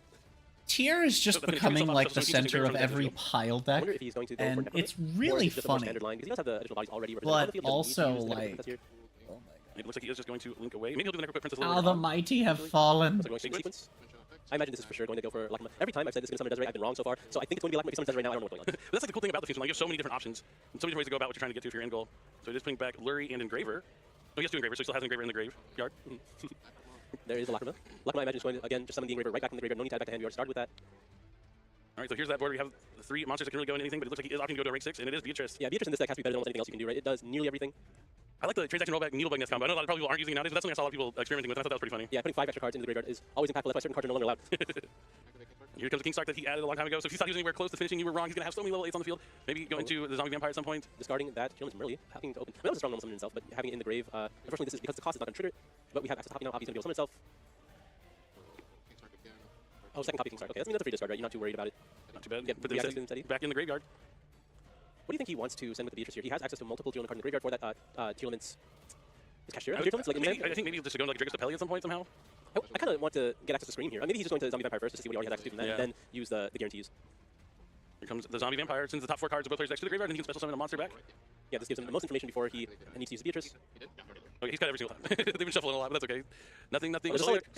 Okay. Okay, Guiding Queen for Droplet. The information is now there. Is it Dark Ruin no more? Yeah, Dark Ruin no more, opening, Droplet, and Guiding Queen. So he knows he's on a lot of board breakers. Which makes sense for the bench strategy, right? Yep. He has how many cards he's playing as well, and you can see he has 50 cards in his deck. Yeah, I mean, it's already doubles, so that's a thick brick. Definitely. Grand opening, somewhat useful in the graveyard, being able to protect fusion monsters from being destroyed. But now it looks like he's going to add Vasily, maybe grab Tear Cash or Havness. The 3rd copy of Tear Cash, huh? Like, or Shine. Yeah, I think Shine's pretty strong here. You're able to... He's running out of monster zones. There's too many monsters on the field. That's a great thing about link summoning. They can all go into something. Depends on your definition of great. I'm just kidding. It is really awesome that you can use your monsters to make stronger monsters from the extra deck. Isn't it cool that Fabled Lurry can do almost anything now? It is cool. Hey, not me. I've always loved the table cards. Oh, screen goes God used to be terrible. I saw 1 Sulk in the river. They usually play more than 1, so it looks like he's going to get some value from that. That was right on the top. Easy. I would have loved to find a way to add the screen to hand, but I think that's easier said than done. I mean, it was good in... Yeah, it's pretty tough, but it looks like he is going to link away the sequence and Tear Cash. Or Engraver. What's Tear Cash, right? Yeah. Looks like Kinda Dark World, I guess. Yeah, I wonder if he's trying to bench me now, maybe get rid of the Clem in his graveyard. Okay, no effect here. I'm surprised I thought he would attach the fusion. Oh, he still has the Mud Dragon in his graveyard too if he wants to go to Draco's Apelli. No, it's in the Rhinoheart. Yeah, well, so this can get rid of the fear in his hand to trigger. Oh, and still fusion summon. Also provides another level 4 body for whatever purpose that might serve. If he didn't have enough monsters. I mean, specifically level 4, I wonder if he plays Abyss Dweller in this matchup. That would be not pretty too handy, bad. yeah. Not too bad. I doubt it. It's been a long time since I've seen Abyss Dweller hit the field, but looks like we are just going for a Kaleido Heart here. Kaleido Heart's a solid one. He did not activate the Luna effect, right? He made it with sequence in the Chillman's Cashier. Is there any reason not to? Maybe just nerves a little bit. Yeah, it would be nice to like take the opening out of the maybe like the Guiding Quim or something. Well, we'll see if that comes up. I went Beatrice, it's Rhino effect great, and then send the Just clarifying. I mean, this is still a very strong setup. You do have Totally Awesome, that's another activation from the Beatrice, and you do have a Sulk in your hand. And you still have Tear Cash to potentially just get some more effects on your opponent's turn. Yeah, he needs to have one more open zone. I guess if you use that field, 9 effect you won't have, but being able to Soleil and Kaleido Heart, you can also still go into the Draco's Apelli after getting a monster effect. Since the Kaleido Heart can send down the Aqua when it summons back. I mean, the Sulk is also just going to clear something at some point, right? He doesn't necessarily have to clear the Kaleido Heart. I assume you want to. Are you nervous knowing seeing that Dark Ruin more in the graveyard? There might be one in the hand there. I mean, the Soleil kind of covers that a little bit. Yeah, he's a little insulated. And at the very least, the Totally Awesome. Oh, that's a great card. That is a great card. Medora and Keldo. I forgot about those cards. It's been some time. It's cool to see Tearlament still popping off. Yeah, this is exactly what you want to see Chillman do. I'm surprised he didn't honestly do a little bit more. Oh, so you detach Lacrima, so he's going to put back a Light Fiend and flip 1200 points of damage. You might as well recycle the sequence, right? You definitely want all those cards back in your deck if you make it to another turn, so you can do the entire Fiend combo again. And there is another copy of Dark Ruler, as you expected. Yep, it's definitely worrisome when you see that they're main decking, and that card is really good against Tearlaments. Yeah, like the Sulk is still very, very strong here, but unfortunately removal is typically very weak against Branded. Yeah, it's tough. Ultimate Lure of Darkness. Lure, an oldie but a goodie. He's going to just activate Totally Awesome just to be able to add something back. And he needs to clear the space on the field, so if you slowly send the Kaleido Heart, you can send back the Kaleido Heart and summon the Draco's Apelli afterwards. He does have the Mercurier to benefit as well. It's going to be another search. Yep, I love Lure Darkness and Trap Mercurier. I'm just going to add, it's only Chillman Cashier in the graveyard, right? Or I mean, I suppose he could add Mud Dragon, but why would you? Yep, going to add Chillman Cashier backhand, so that's now 2 copies in his hand. This is still a very favorable position for Branded. Just have to clear, and I mean, the Keldo is potentially very rough. I think that's the most powerful Russian currently available. Yeah, especially if he tries to go into like Rebellion and shuffle back. He's going to have to watch out for that for sure. I think every time I see... Wait, what did he had a Blazing Cartasia? Okay, Yes, that's and then I good. was activating Albion. I love that people play multiple copies of Albion and Shadow Dragon. I think when that card first came out, we both really liked that card to see the value behind it. I mean, Upstart Goblin was already a good card, so being able to do Upstart Goblin plus access almost your entire deck seems solid too. Is there any merit here to shuffling back this Fallen Albaz right now so they can't spell summon the Blazing Cartasia? I mean, there's merit to it, but I think the faster you use your interruptions, the worse off you are. Yeah, like, it just makes your opponent's life a lot easier, right? Because then they know what they have access to and what they don't. Yeah, I don't know. Branded Lost though, I might do it right now just because of the Branded Lost. I mean, he's thinking about it. I think I'm willing to allow the Cartesia to hit the field here because Branded Lost only protects the fusion spells, right? Right. From the, so you can chain select and then you can use the Kaleido to get rid of the monster as well as using the plant to get rid of the Lost. And I think that's much better than you get to hold your Keldo. But it looks like we're going to be going for the Keldo here. Yep, so you can put back Guiding Quim, Fallen Albaz, and one of his own tier limits. I'm assuming he left one in his graveyard. He might not have. I didn't see one when he was fanning through it. Because he had back to Jones Kashira, so the other three were shuffled back. Yeah, it looks like this might have been a slight misstep. A very early use of the Keldo for no real value, no cards Oh, there's a invested. little bit of value. Well, yes, but no cards invested on the inside here. Yeah, he's going to just prevent him from special summing the Blazing Cartasia. I think he definitely thought he was going to be destroying his Branded Lost along the way. I mean, he still has access to select to do it later. So He it's has not always Solic, lost. he has Solic, and then Drake's Apelia for sure. And of course, we can open the box of Jones Kashira at any time. What's in it? All right, so it looks like it's going to be normal summon Spriggan's Kit. I mean, I think, You need to get yeah, that. you have to stop this. This is a good opportunity to just try to clear everything.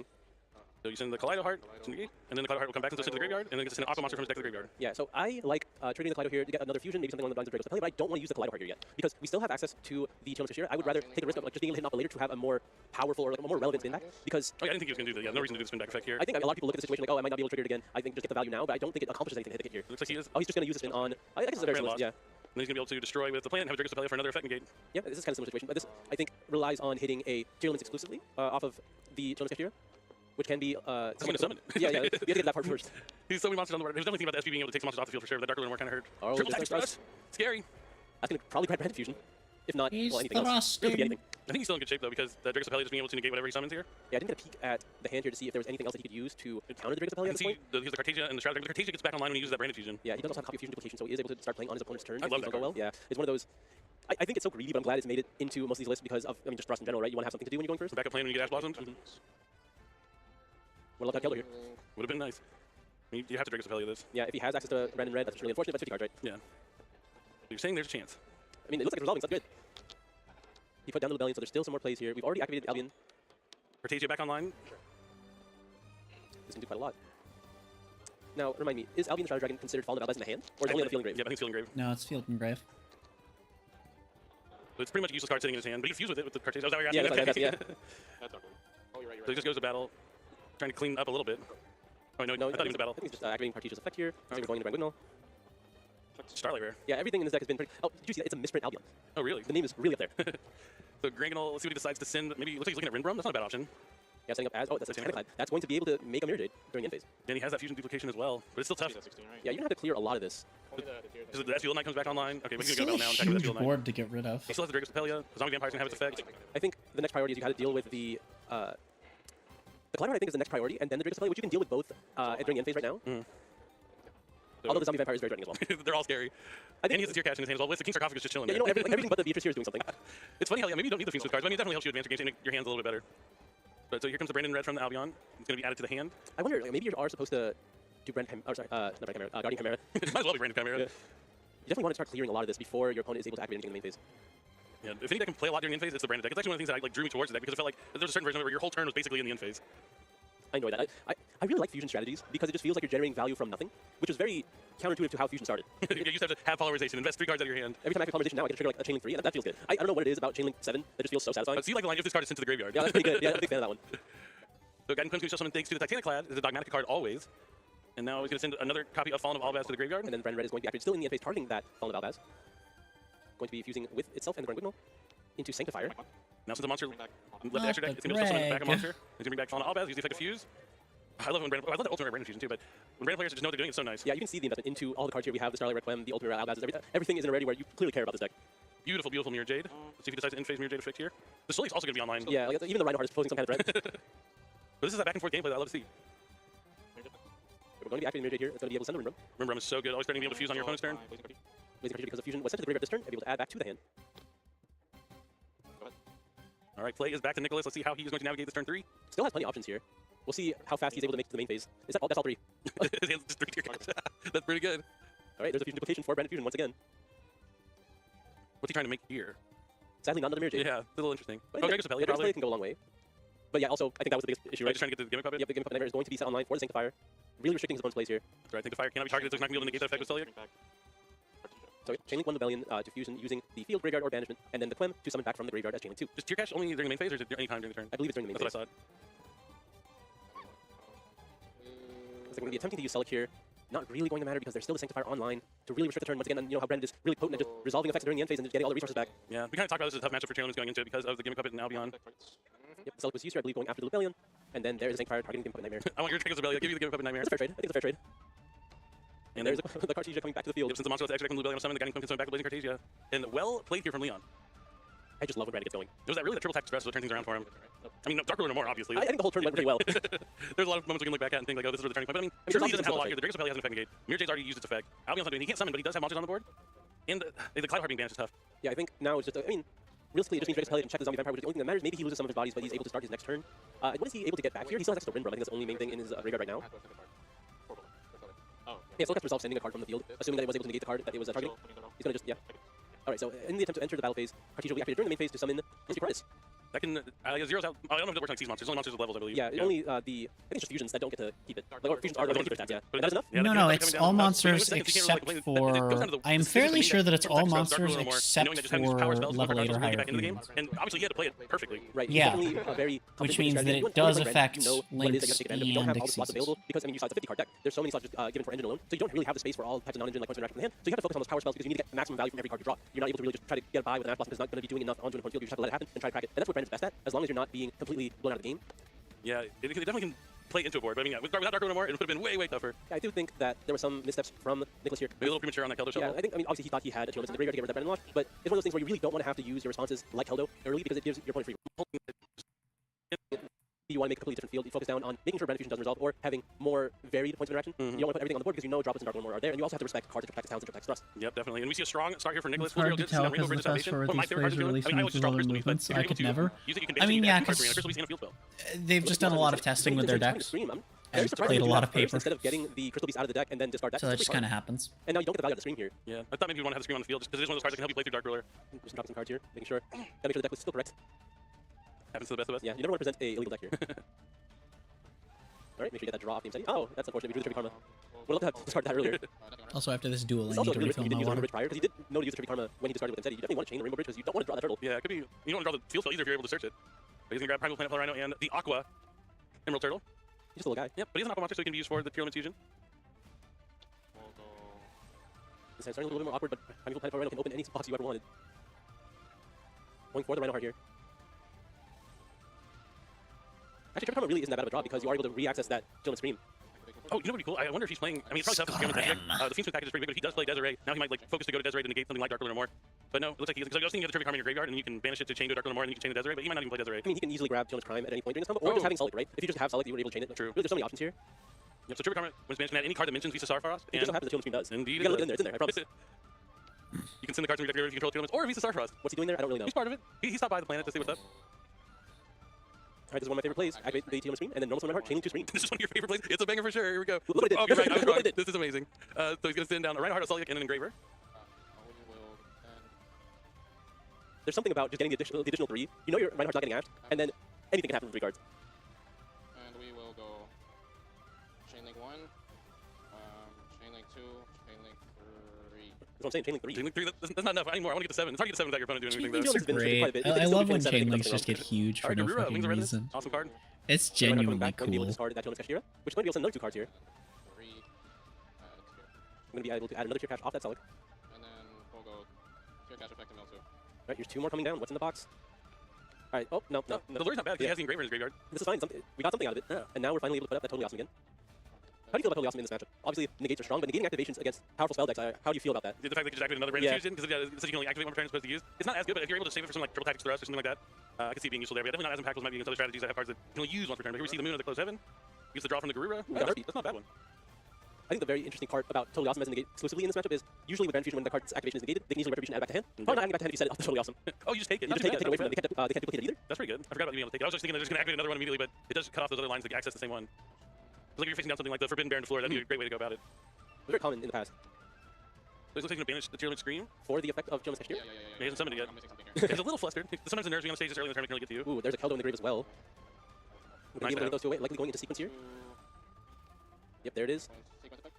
We'll call it Children's Fiend Smith sequence. 1, You can summon any fusion with sequence, right? So you could do like tier stuff as well, but looks like he's gonna put back 2 Life Fiends and go into Fiend Smith, Lacrimosa. It just so happens that the Fiend Smith's fusions are pretty good. Yeah. You put like Alluri and Requiem. Okay. Oh, Desiree's the one that takes Engraver. Yeah. Lacrimosa requires 2 Life Fiends. Yep. Back target Engraver. Looks like he's going to add it to his... Oh, no, 'cause, I mean, he could have added it to his hand. He hasn't used Track yet. And he put Alluri back in the deck. Yeah. I think he might just be a little flustered. I mean, yeah, game 1 I don't think went the way he wanted to. He didn't expect to lose that game, I don't think. Yeah, I mean, but main deck Dark Lord is pretty common nowadays. Absolutely. I think he was more thrown off by the Keldo. Oh, Yeah. that rattled him a little But he bit. has access to it again, so he's not, he has a second chance here. Already used Redeem screen, right? time. It was just selling, I never used screen. He You didn't. screamed in the last game. Yeah, he screamed on the field, but he did not activate the effect in the graveyard because it was set off the effective setting. Indeed. I didn't search with screen. Yep, looks like our judges know. Screen, but I didn't search with screen, right? I probably pitched it with this or something? Oh, yeah. Okay. Just confirming that he can legally activate the You can effect. kind of tell someone's a little flustered, like, I probably did this. I usually remember exactly what I did in my turn, but there's a lot of nerves on this He's absolutely flustered. You can tell he doesn't want to make this up here. He's just asking for confirmation. Like, he doesn't even know. Well, it's not just that. I mean, it is a WCG, so like, there's just going to be more stress Yeah, it too. will be unintentional. Yeah. Having Keldo and Medora now, that's going to be really strong here. Put back. So I guess the main reason, the main way he uses Beatrice is just to get through those shufflers. I mean, obviously it has the potential to send down tier limits during your opponent's turn as well. I imagine they were originally for the field, but when you have access to all of them already, you might as well send the shufflers. Oh, there is the Sprite Sprint. Haven't seen him in a while. Looks like it's going to send down tier limits merrily. Do you think you're going to use Sprint to detach off the Beatrice or reactivate Beatrice effect? I think you might use it as an interruption. Yeah, I don't think there's anything else. It's both. Like, you could detach a send to something like a fusion to trigger the Fellow Rhino. I guess just whatever comes up first, right? Yeah, could be both. But it would be nice if he loses Sprint out there. What do you think he does with it? Like, where else is Sprint going to go? It's just going to chill. I suppose he could fuse with it somehow. We'll go Planet Pop. Interesting. We're popping the screen. He's going for that crime, probably, because he does not want to get Dark Lord no more. And then this time he's going to have to drop the discard trap. That would be despair. And it's like just the one fusion location. He could play more traps, but you're like, oh, he discards like Retribution with like his just gets it for free. That'd be crazy. Alright, ooh, this hand does not look great. There's a lot of Albion the Shadow Dragons. Well, there goes our Sprint Dancer. What would it be? At this point, what do you want to trigger right now? Oh, okay, just having the monster for the crime. That makes sense. Okay. Yeah. I'm going to use Lacrima. Put back the sequence. Get 1200 out of them. And then search for. There's the Havness. Could be a potential interruption in his hand, but like it's the only monster in his hand for crime. It's better to have this than not miss. Okay. Well, I'm going home. I remember Havness used to be so scary. Like, active monster field Havness, and it's like, oh, the game's over. Havness had so many hits back then. There was like 3 cards, usually meant to 15. I mean, yeah, usually, yeah, those, the Miller, the Kelbeck, and the Guido. were pretty good. Now they're on Forbidden. Yeah. They were my Both best friends, Forbidden. and now they're gone. Looks like we're Yeah. getting that Bishop Magnet off the Two field, though. banned Very and- strong in this matchup. Certainly is. 3 limited, including You mentioned how itself. powerful the Bestials are in this matchup Were good previously. targets. Had access to none of them. Didn't need them game 1, but having access to them could make a world of difference. Oh, That's even not the card, true. you know, for as well. Sorry, because there's also There 2 is more that Army. are We're limited gonna get because another card here. the Another shufflers. retribution in the graveyard. It is And of course, you still have one of its good good hits. 2 of its good hits. Do you ever maybe not start Helen? Maybe. Maybe. Maybe. You're They're just you're not technically as any card that could potentially be In drawn. every situation.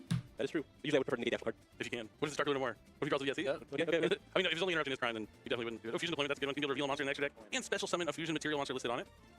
I wonder, like, normally it is Blazing Cartesia because it gives you the most flexibility, but in desperate situations, Albaz can do a lot. Sure.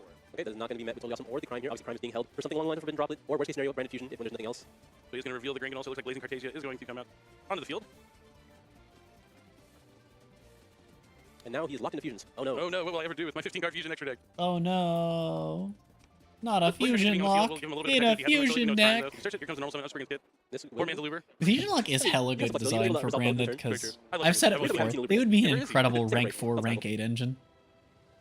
He's going to be able to add a Branded Speller, trap the hand, and put back a card. Honestly, probably a better one than a Same Link thing. He engine. already has one in his hand, so he's probably going to put the other one back. Just kind of, or, no, No, that's yeah, toad. yeah, having Right. fusion is pretty good. Yeah, right. It's kind Oh, of you put back a different crazy. if you like. I don't think you need that in your hand particularly.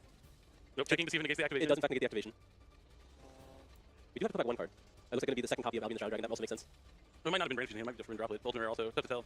Yep, that is Forbidden Droplet here, and we're going to be activating the No, Branded Fusion. he has the Retribution in the graveyard already. We'll have to see if Nicholas knows to take it. There's no reason not to, I think. Yeah, I definitely think here you really want to take it. Oh, but if it's not on the field to be destroyed because of the Forbidden Droplet, is he able to take it? If it has to destroy it, then no, because you can't destroy a card in the graveyard. Yeah, I imagine so. This is perfectly playing around it. I am impressed by Leon's plays, going second in both of these games. Smart stuff. Yeah, see, even his opponent just said you're broken. It's weird because the Forbidden Droplet isn't actually doing anything. The Cloud Heart's posing no threat, the Sprint is posing no threat. He's just doing it strictly to put the Branded Fusion in the graveyard to avoid the Totally Awesome. What did you send? You sent just fusion? Just fusion for 1. Is he thinking about using crime here? There's no way. I hope not. Oh, he's thinking about using the shuffler. For 1. Well, he would be able to chain the Retribution if he does. And then you'd have to use the other That's shuffler. gonna Or the crime. Like, I think you allow him to just add it back and then crime it. The crime shuffles back in the deck as well, right? Indeed. He's going to negate the Cloud Heart. Code effect. Target. There is a Trillion Cashier in the graveyard, as well as a Rhino Heart. I imagine you want to get the Trillion Cashier. Okay. Going to be adding the Rhino Heart back to hand here. So, currently in his hand is Havness, Trilion's Rhino Heart, as well as Trilion's Heartbeat. Yeah, he didn't set the heartbeat. I guess. I don't know. There's really no point you'd probably use it, but maybe like an in-phase on a fusion duplication that was set or something. Yeah. Or just Branded Lost on activation. Yeah, You know, probably maybe like a little bit of nerves getting to him, not setting the German heartbeat. Looks like he's acting the effect of Blazing Cartesia. Sure. Looks like he's going to fuse with the Gimme Puppet Nightmare. So it's a Despia and a Dark. there is the Grand Wignall. Where do we go from here? He does have access to both shufflers. He still has access to Prime. You still have Retribution in the graveyard for the Branded Fusion, but that is likely going to be met with one of the shufflers. Keldo or Mudora. This is a rough position. Yeah. He still has a planet destruction effect as well. I do think this is very hard for Nicholas to lose. Yep, so he's going to use the crime. He does realize he has Mudora and Hell in the Graveyard to shuffle back the Branded Fusion before he changes the retribution, trying to add it back. It looks like he might be able to take this game just as time's going down. They really just want to cut off all options here for Leon. Camera's having a time. The Kaleido, I mean, it's still negated by drop, but I suppose you're able to chain block here. There is the Magnemite going after the Havens in the graveyard as well. Which is fine, it's like the only card left. I don't think it's going to be really doing anything. He has to attack over the Kaleido Heart. I'm gonna have to go. Unless he really wants to protect, he just doesn't want the Magnemite to hit the field here. You're going to be able to use the Shuffler. So he's going to be okay with using both of them. What is Something happening with the overhead camera? Oh, yeah. I mean, yes, I think it's fine. Yeah. Because he puts him on no cards besides the Magnemite in his hand. The kit will be destroyed by the field spell. Keldo. Yep. Sorry, if I get So he goes Mudora and Keldo. This is going to be chaining 3 to shuffle back to Let's get his resources back here. As time in the round, there's a 1,200 difference because of the Lacrima here. Unfortunately, that's a draw. It will end up being a draw if Nicholas. I mean, he's going to win this game because he's up in life points. So both players are going to move on with one draw. Not a loss, but not great. It feels like a loss, but it is top 64 for the WCQ. So sometimes those draws really do come into play towards the end of the tournament. Or if you're that's X2-1, meaning you've only big. rounds, only lost 2, and then had one draw, you're going to still have that chance to make the top 64. But sometimes there's so many of them, it'll go beyond 64 even. You don't want to be sitting at an X2 record. Yeah, I mean, a little more solid. Usually you don't want to have any losses or anything that's not a win at the round 2 juncture. But I mean, it is a long tournament. It is about that grind. We've seen several times people losing game 1, able to take it back game 2 and 3. It's the same situation, right? You can lose early. You just have to hope that you're able to grind it out. And there were some missteps here, but if you're able to get rid of those nerves now, I'll be it's right great. back. Need to refill my water. Definitely. And then we'll I skip do to the like next Lacrima, match. like, instead of this ending as a win for Leon, if Lacrima didn't exist, he wouldn't have been able to do any damage, right? But he was going to probably win this game, like guaranteed. So like the person who was supposed to win, thanks to Lacrima, actually got that game win, so it turns into a draw. Instead of otherwise would have been a loss for him. Yeah, definitely being able to take advantage of the bonus effect there. I don't really know if that was the intended purpose, but I think this is a matchup that typically does end up like this because neither player is usually blowing out the other. Maybe Brandon, if they're able to go first, is able to blow out the other. But it's one of those things where they're both just fighting with their engines, right? Which means there's a lot of back and forth. It's never really over in just one turn, which means it's typically going to go into time if the players aren't playing at a particular pace. Yeah, it's tough. I mean, there's a lot of like thinking involved. I mean, I play just like lightning quick because I just never want to go to time. Like I see people going to time all the time, and I'm like every time I'm done with my round, there's usually like 20 minutes on the clock. I mean, it's not it's not just I'm 2-0ing everybody I play, but you got to play with like a sense of urgency when the clock starts. You don't wait until there's 7 minutes, like 5 minutes left. You're in game 3 and the clock's winding down to start like playing really quickly. You need to play with that urgency the entire time. You shouldn't think like the clock is how much time you have to play, but it's the limit. You don't want to go to the limit. You want to play as fast as possible throughout the entirety of the match, which is like a lot of advice I give people. But it's kind of hard. The faster you play, the more chances you are gonna have a mistake. But also the more slow you play, chances are you're gonna get a slow play warning. So you gotta find like that really good balance. Yeah, I mean, this is something you talk about all the time, but I think this is the difference of you being a veteran player. You're constantly in the competitive scene. Some people, they don't get to play under the clock that often. They don't feel that pressure always. They haven't had that experience of knowing, oh, I have to start playing immediately at this pace. It's not just, oh, at the last 5 minutes I start picking up the pace here. You're just used to it. But I think you gotta give the players a little bit of credit here. They have to gauge, that's just his experience showing. And I'm not giving them an excuse here to play a little slower, but I'm saying this is just something you develop over time. And as they play more, you'll figure it out. Yeah, and we're gonna be right back. We're still talking here, but we're gonna have an interview with. I think we're gonna probably interview. I don't know which one do you think would be more interesting to hear from, Nicholas or Leon. I'd like to hear from Leon. I think so. I think once games get set up on the stage, we're gonna hear from Leon, the branded player, because I think he played really well in the game 1, going second. He went second both games and played really well with his hands. So it'd be cool to hear from him. And a little bit before we get into that, I want to go back to that time thing we were talking about. And like you mentioned, like I'm playing hundreds of YTSs. I know I'm used to playing on the clock. But when you play test, you can play test with the clock at your home. Get used to that. Get in that environment. Pretend like you're in a tournament. But let's go ahead and jump to Kangas with one of our 2 draw participants with an interview for our round 2. Thank you, Billy. I'm here with Leon after a close draw right there. I want to get your initial reactions after that. How do you feel about your play and the pressure being on stage? I felt my playing game 1 was really good. Game 2, I think I held on. Maybe I held on to hope for too long with that forbidden drop, but when he searched that counter trap and Mildor, I was like, maybe I should just try to go for that game 3 win just to try and get that game 3 out of the way. But by the time I saw that, I was committed to just playing the game 2, so I was like, okay, let's try and break this tie in the game 2. But hindsight and all that, so natural mill is what it is.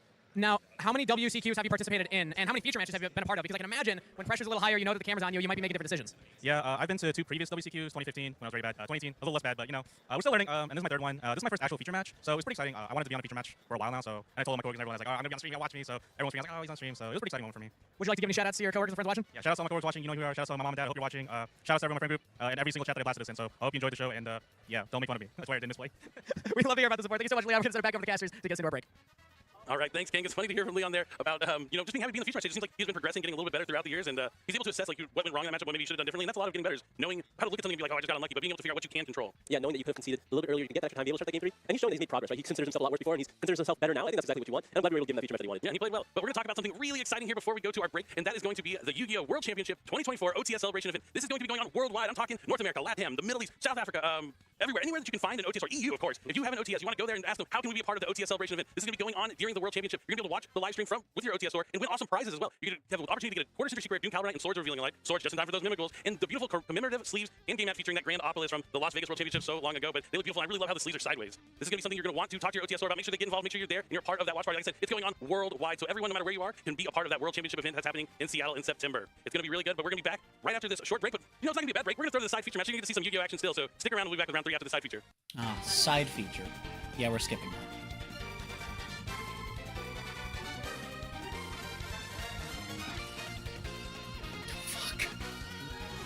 Okay, where are we right now? This is 2 hours behind.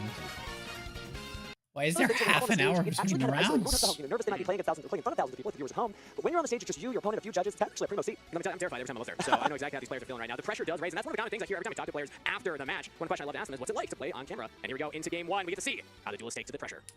All right, die roll. Start with Isaiah rolling a 6. Not too bad. Oh, this is Snake Eye good for Isaiah. Vanquish Soul. Doesn't have to give away the game just yet. Yeah, he's not going to telegraph his own deck. Oh, yeah. Gotta be careful when you draw, you don't reveal the card accidentally here. Love the fist bump from both competitors as well to get into it. Seems like they're both in good spirits for right now. Ooh, on the draw phase, we are dropping a Dimension Shifter. Chain Peruvian. Wow, okay, so we're seeing so much happen so fast. I want to see how John is going to pivot from this particular point where you're under 2 things locked into the field already. So let's keep track of again. Nothing is going to the graveyard, but we're going to see a lot of additional draws. This might pay off, especially against the Vanquish Soul part. of the deck. Okay, main Looks deck like we're still changing really the is Atlas and the Multi weird. Oh, that's a great counter. I mean, that's not going to pay off for these particular Well, Vanquish Souls because it raises someone onto the field.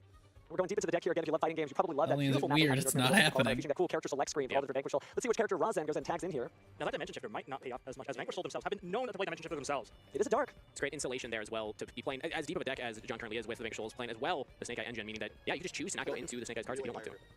Definitely a lot of flexibility here. Looks like we're going to go ahead and tag into the next. I believe that is a summon of Jiaolong because a card was revealed. Oh, we've got a Bestial Magnemite summon, activation from hand, summon banishing that's going to be Dimension Shifter. Yeah, you won't have any other targets as Dimension Shifter has had its effect go off, but now we at least will get a search in the end phase here. That end phase search could change up this entire game, depending whether or not that Magnemite is going to stay on the field. If you can go into Genroku, that would turn into an immediate summon during that end phase. And it's true that John's still kind of flying blind. Nothing yet quite says Tenpai, right? The only thing you've seen is Dimension Shifter, the Multi Charming, and Bestial Magma does telegraph a lot of Easy different decks, cards. not necessarily Tenpai. But I think it's pretty close. These are some of the main deck cards that they would play. I mean, that's 3 in a row already. You're seeing the Mad Warrior hit the field there. It's a test of how deep John's knowledge is going to be. Does John have this read? Because sometimes, yes, this is a big event. Yes, these are the top duels in the world, but if your friend group is only playing testing certain decks, if your tournaments you're going to are only playing certain decks, you might not have as much experience against something like this. Tenpai is pretty popular, though, so I do imagine that John should have an idea of what's going on. No, you're definitely Yeah, I right. don't You think can't just play Tenpai is duels the that have to be part those of this across the table board. that You have different you'd types of be duels, running so into very much unknowns expand in. your I think it's horizons, the play a lot of duels. Vanquish Different Soul plays, looks like we side are going of further thing. here. Now, that block off Mulcharmy is really paying off now. We're not going to get the additional. Yeah, we're not going to get the additional draws. And ooh, we're going to end phase now. We're going to get the search from the Bestial Magnemite. Cat's about to be out of the bag here. Are we going to? We're going to go for Hydra. Okay. Very interesting. This is for next turn. The drone lockbird can't really happen under Shifter, so we're pretty safe. Gotta get to stare at it longingly and say, oh, if only you worked.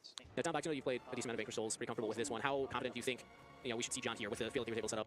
I think there's right now there's one direct destruction, mainly being the Caesar Valius being on the field. And careful there. We get the summon of from the Rock of the Vanquisher. That's going to lead to the summon of the Ryzen. Ryzen does have a reveal effect to destroy the cards in that same column, the monster cards. Lowering Tenpai Town, we just had Sunken Kaiho to the hand there. Might be able to see the little Mahjong trifecta getting everybody on the board, but... Now we do have a Chandra in hand. There's another Shifter, which is likely not going to do very much for the rest of this duel. So we got the Border also added to hand from the Ryzen. I mean, that's what Vanquish is all about, maintaining hand resources, drawing cards, getting all those additional searches, and just keep on cycling until your opponent eventually runs out of cards. It's a very durable deck, so trying to get this big pile of Tenpai against it, well, may not actually happen just because it's able to roll the punches. Very slippery deck, too. Hard to actually deal with the monsters that are on your opponent's field when you feel like you actually want to. They're able to quickly bounce away. We get the summon of the Heavy Border bouncing back the other monster now, Dr. Madlove. And we're going to reveal to pop the monster, destroy the monster in that same column. I believe that is Ryzen's effect. And there is a little bit of information given here, as one of those fires revealed is Snake Eye, so all of a sudden Isaiah knows that maybe in the next game, if he has a Tenpai to victory now, he will be facing Snake Eye later. And that is going to be destroyed and banished. We are still under Dimension Shifter, so I mean, that dragon is gone for good now.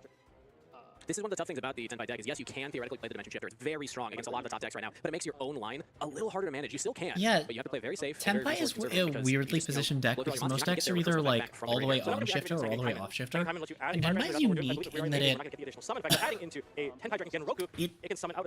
can play shifter, but you make your life a lot harder. Summon from hand by adding it to hand. Yep. One of my favorite effects in the game. Search it, hand? No, that's on the field. No, that monster summons out as a tuner. Whether or not you want to change the level, that is optional. Okay, it's level. So it can be level 3. And I think I just heard him say level 3. I believe Isaiah confirmed that. We'll see once the synchros start coming out, because we imagine that is what would happen next with this deck. Seems like he wants to not use it with the Bestial Magma. Obviously, 4 would be really hyped there, obviously. 6 Yeah. It's a bit difficult because of all the Tenpai monsters, Genroku is the one that can't really have its own synchro effect in the battle phase. And believe we are battle phase in Chandra. It did get something added. Oh, okay. Which is interesting that opting for the Magma still in defense mode. Hasn't been switched over yet, but he may be worried about later turns. But now Chandra is probably going to go and attack here to try and determine It which has to target. attack highest. It has to attack the highest monster tank Vanquisher. Rock of the Vanquisher. But damage, of course, we are going to get a summon of a monster. Which one is it going to be? We have option of Vajra, we have option of Hydra. Many draws. Summon the green one. Or the green one, I like that. Isaiah likes to call it. There's the orange, there's the green, and there's also the white one. So then The monster cannot, the dragon, fire dragon monsters in particular, cannot destroy by battle now. So even if we do attack into, the Caesar, that's not going to resolve in my monsters being destroyed. Certainly helps there quite a bit as we blaze the victory. This is just one of many attacks. I think that's what's so neat about this deck. It kind of brings the battle phase back onto Duelist radar. There's why we're 7 like million million points in the monsters world on board, but this is one that tournament starts so out with just far. one monster and then works it out. Especially when you have the field spell, saying summoning, just protecting everything. Oh, Playing right, I without have to that use as right now, stamina the rest of the outside decks of world are going to tournament get too, this don't I? Now, Genroku has activated quick effect to tribute itself, and It's okay, it's a weekend. I have to use afterburn boosts anyway. Time to use meat. As a tuner, there's not exactly that many monsters that require 2 tuners, and so we're going to summon out Hydra. And Hydra does have that quick synchro and battle phase effect, which will matter a lot here. Now we have a 4, we have a 6. That could easily lead to the 10, which will lock out the battle phase from any further interaction. But we're going to go for swing. Now, this time we're not taking battle damage anymore because Hydra now is on the field for this. So winning combination of all 3 of them on the board, but it's just about time for a synchro summon. So going fast makes you feel alive. We'll be there soon. Now note that he's attacking, even though it's not going to destroy by battle, it's not really doing anything or dealing damage, but it's the attack count that we are increasing. Once we get into the synchros, that will come into effect as they unlock additional effects based on how many times you had attacks, 3 being the magic number. Yes. We're attempting to use the effect to synchro summon. Now, aren't most of the effects from the Vanquish maybe in main phase? Usually they are, so the battle phase is definitely where Isaiah wants to be.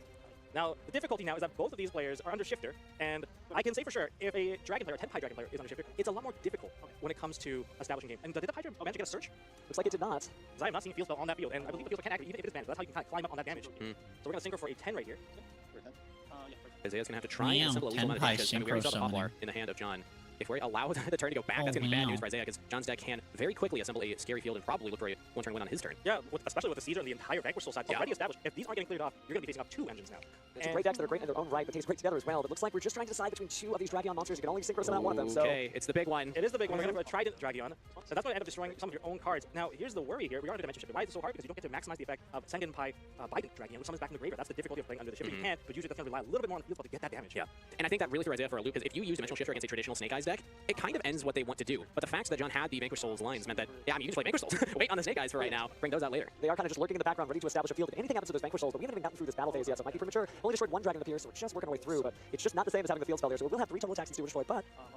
So we're going to start off with the attack into the Caesar Valiant. Now they're going to be on equal attack. However, Fadra is still on the field, so the Trident Dragon will not be destroyed, and likely Heavy Bolger can also get attacked now, and that's going to take out 2 of those cards. And I only saw 1 self-destruction from the Trident Dragon. So that's only 2 attacks. Yeah, I believe it's only 2 attacks, not 3. So that means that it'll only clear out 2 options. We still have the Link Monster.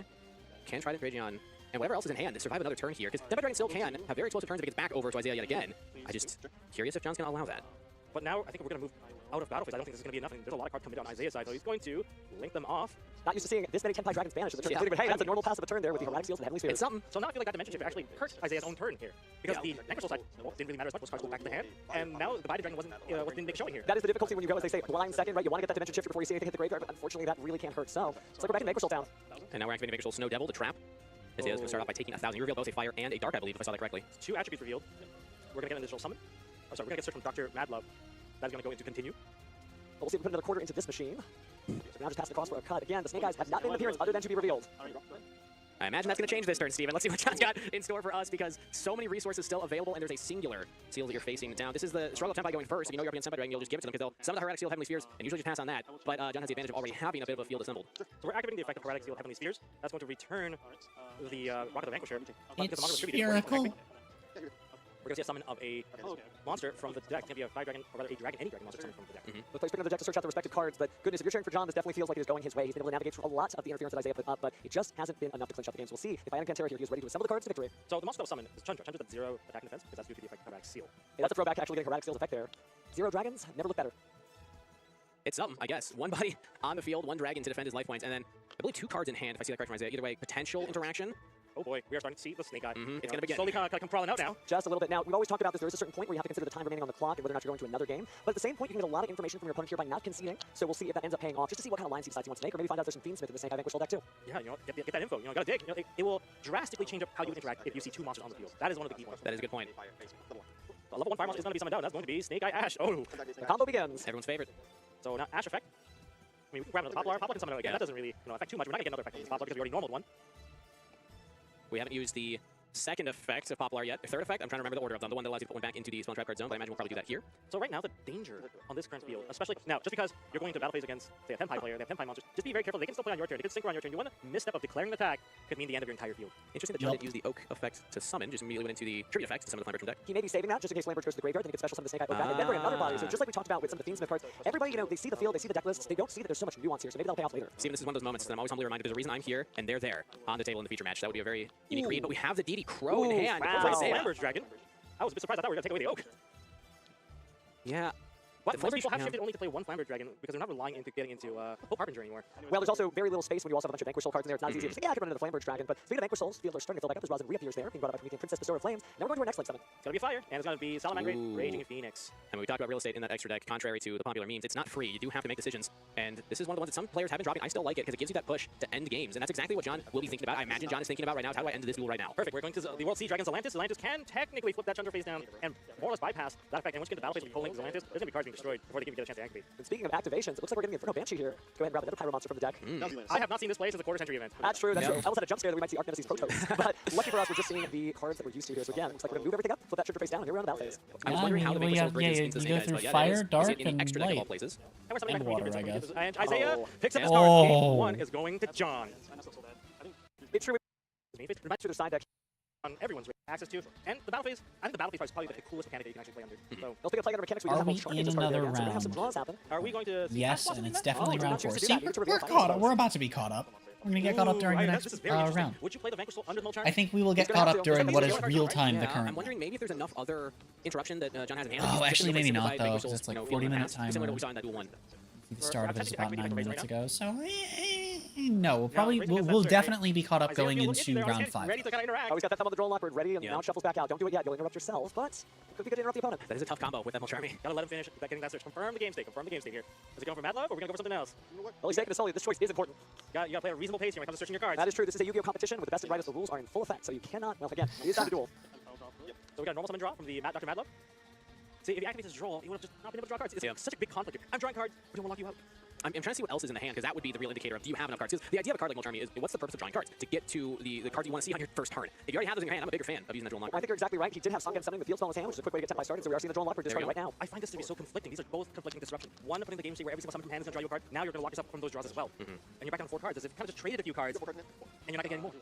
It is difficult. Mulcharmy is a powerful card, but only in the hands of the duelist who is ready to use it effectively. But maybe Isaiah thought that I don't like that we're calling him Mulcharmy when like there's another one coming. It's Peruli. I never called it that because it has because of what it's twice per turn restriction. It's an archetypal twice per turn. Because right now, we have John bypassing it by just setting cards straight to the field, and that would have been 1 additional draw as well. This is the strength of Snake Eyes as well, is that they can get around a Duel Lock through pretty creative means, special summoning from the deck, setting from the deck. You're really only stopping that Snake Eyes Ash and the Poplar as okay. John quickly recovers the card. No damage done. 5-second rule card still going to be played on the field. First, we're going to go ahead and use the Bellstar as food for the original Simple Spoil Snake Eye and maybe grab something else from the deck here. Is it going to be an Oak or is it Ash? Like, what are we going for at this point? You can't add a card to your hand. The Poplar doesn't exactly do anything here, so it'd be something like Ash. I mean, there is still technically a second. Someone has done something. We're going to go for Snake Eye Ash. We're under Droll still. The no search, Hydrate. go into a Link 2, Fuck and then you. I'm gonna Oh, try and add Wiggling from there. Kieran. Oh, Ash god with damn Oak it. can lead to something, but we need more cards. This is a field that needs more cards. That shows with both duelists packing Drone Lockbird, it's going to be kind of awkward and constricting as cards are really not being added to the hand. The resources are dwindling bit by bit. And I'm seeing other cards in John's hand from the top cam here. It looks like there's an Ash Blossom and a Droll, maybe 2 Drolls. There are 2 Drolls. And then on the other side, Isaiah's working with a DD Crow, and I believe 2 Sangan Summonings, if I saw that correctly. And it looks like, is that it? That's it? Oh, Could wow. be a pass. Oh, so there is going to be a drawn second copy of Sangan Summoning. Is there a Sangan Kaiman to start the turn? There is not. On activation field, any response? Going to look to the graveyard before we make our decision here. This is going to be an important one. Okay, This is a difficult there's game to play one. in terms of Vanquish Roll. Vanquish Roll can hit most things in the spell trap. People got used to calling it one thing before the other thing came out. Yeah, but we knew it was gonna. We knew that it was gonna be an archetype though. Field spell is just a little too far across the field to then We also didn't know what its like actual TCG name was gonna be, but like with the name being Perulia, it was always gonna be Perulia too. Yeah, the Ashes in hand, we can allow it, and Right. then Droll. Oh, revealing the Hydra is likely going There to we go. Yep. Droll is okay. Yeah, and it looks like there's a third summoning. So there was 3 Sangan Summonings in hand for Isaiah. So one thing to note is that, you know, the discard needs to happen before we drop that Droll. Because you might, some people might... So I don't know. I think that's That is correct, stupid. you're right. You got to slow down and let your opponent finish resolving their effects there. But again, just working our way through here. And oh, looks like the Dust Devil's being activated again. We take 1,000 damage from the trap card. Dust Devil or Snow Devil. 16 minutes left on the clock, and it does. I expect that we won't go to time with these decks. They're both quite explosive, but sometimes that little bit of chip damage will be the difference maker, especially when you're the one up in the series. Oh, he tried to activate the effect of Ryzen to destroy the Hydra, but we are under Sangan Summoning. That's going to be unaffected. Ooh. Powerful field spell. Okay, now, with still under Droll, how likely is it that we can actually win this? We still saw the Ash in John's hand, meaning that special summon from the deck is going to be off the table. No, it's still available. It's going to be damage step from Chandra. That's a good Damage point. step. Yes, it does get around that. It doesn't Thanks seem for like the they're going to Kaiman, so most of this stuff is likely going to go through, and all this damage likely will push Isaiah into the next game. For the Okay. lesson, for the lesson for those at home, remember that Ash Blossom negates effects, but it doesn't negate activation, so it can't be used during the damage step. Chandra does what it does best. Damage step, we summon out Fadra, and there we go. Isaiah taking game 2. Ah, Tenpai, such a fun and interactive deck. Snake Eyes allowing it to summon back. Of the decks. All right. Shorting the reach required. For the Now, we've barely seen Snake Eye happen for turn 1 And we plays have something open the out of hand. John Left Man here. Yeah, drawing that is never ideal for the Snake Eyes player. You want to get that out of the deck so you have more resources in your hand, but it will still allow for a combo to continue. He's contemplating whether or not he's going to drop that Ghost Warning. He's allowing it to summon back. And get the Poplar. Interesting. I wonder what we're saving it for then. Clearly we think that there's a bigger threat. This is going to lead into the Flambridge now. These are the pivots we're talking about. If they get to the Flambridge at this point, we're just going to cycle a lot of cards off. This is at least 5 monsters just going to pop in on and off the field now. I'm wondering if we're thinking about trying to stop the Promethean Princess line. A lot of times Snake Eyes will go into a, I mean, pretty much solved line at this point. It's tough to always say that because duelists are so creative, they'll find other ways to play it. But what we've seen time and time again is this play. You go into IP, you're going to go to Promethean Princess, bring back a Flambridge, and then, you know, go. We already saw the Sound Great Raging Phoenix, so maybe we're going to hit that Promethean Princess to prevent that Flambridge from coming back. Well, it's time to find out if he's going to save it or spend it as we're thumbing through the extra deck here to special summon. Yep, exactly, Promethean Princess. Yeah. There's a danger to negating this card though. You turn off the Fire Lock, it means you can just take it away as well. There's spend Hard drop, as you called it. I mean, it really is the only other area that makes sense to go for that type of play. So Isaiah's making a calculated risk because, like you said, Dombox, now we can pivot away from that Fire Lock if you're on the side of John. John setting 1 card.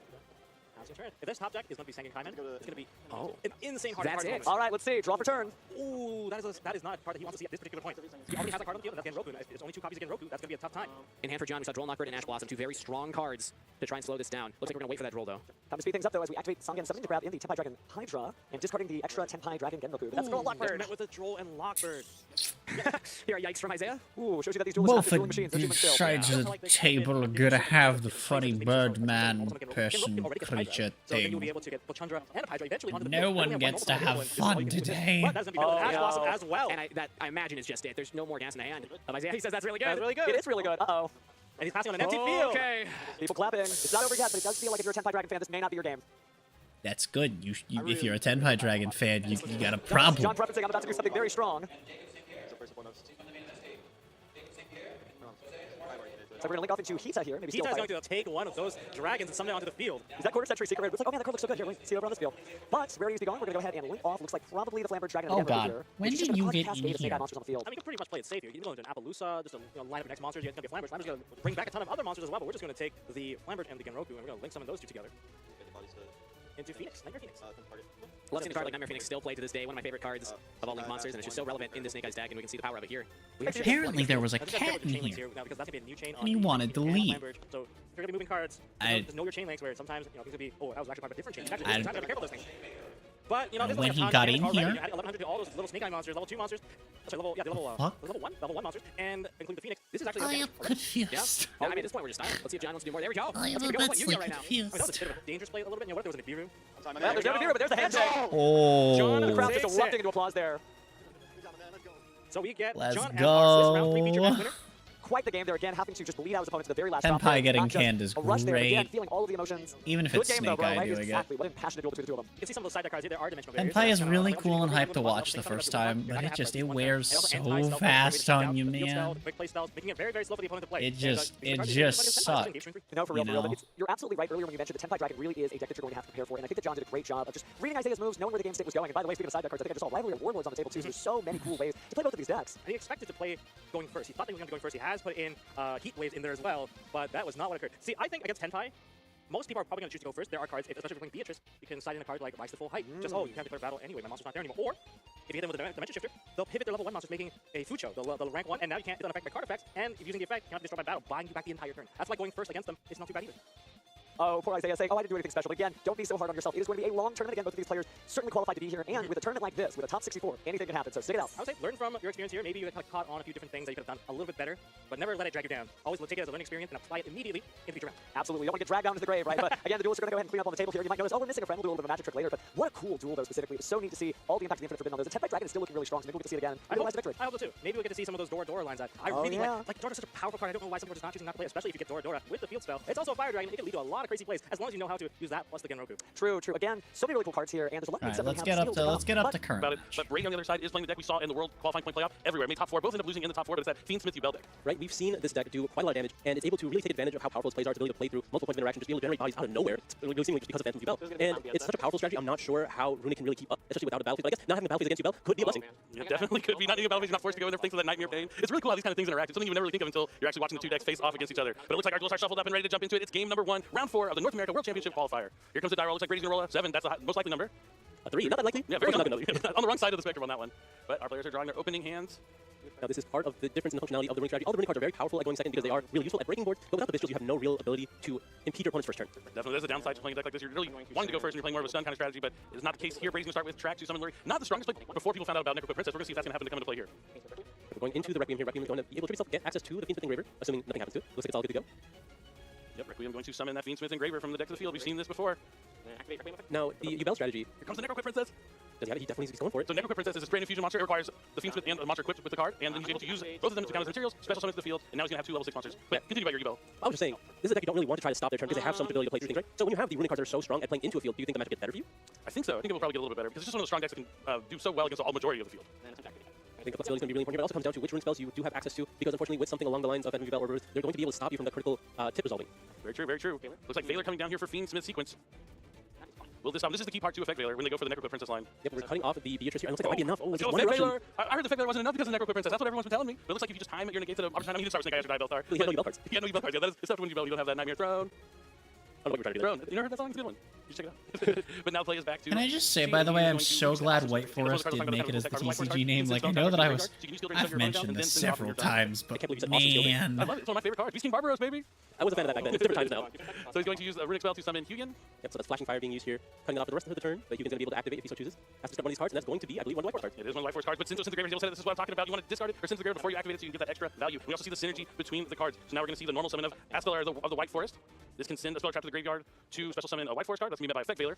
So both Effect Veiler and Confirms, because he now controls the illusion of Spellcaster, he's able to activate the tails and add another White Forest.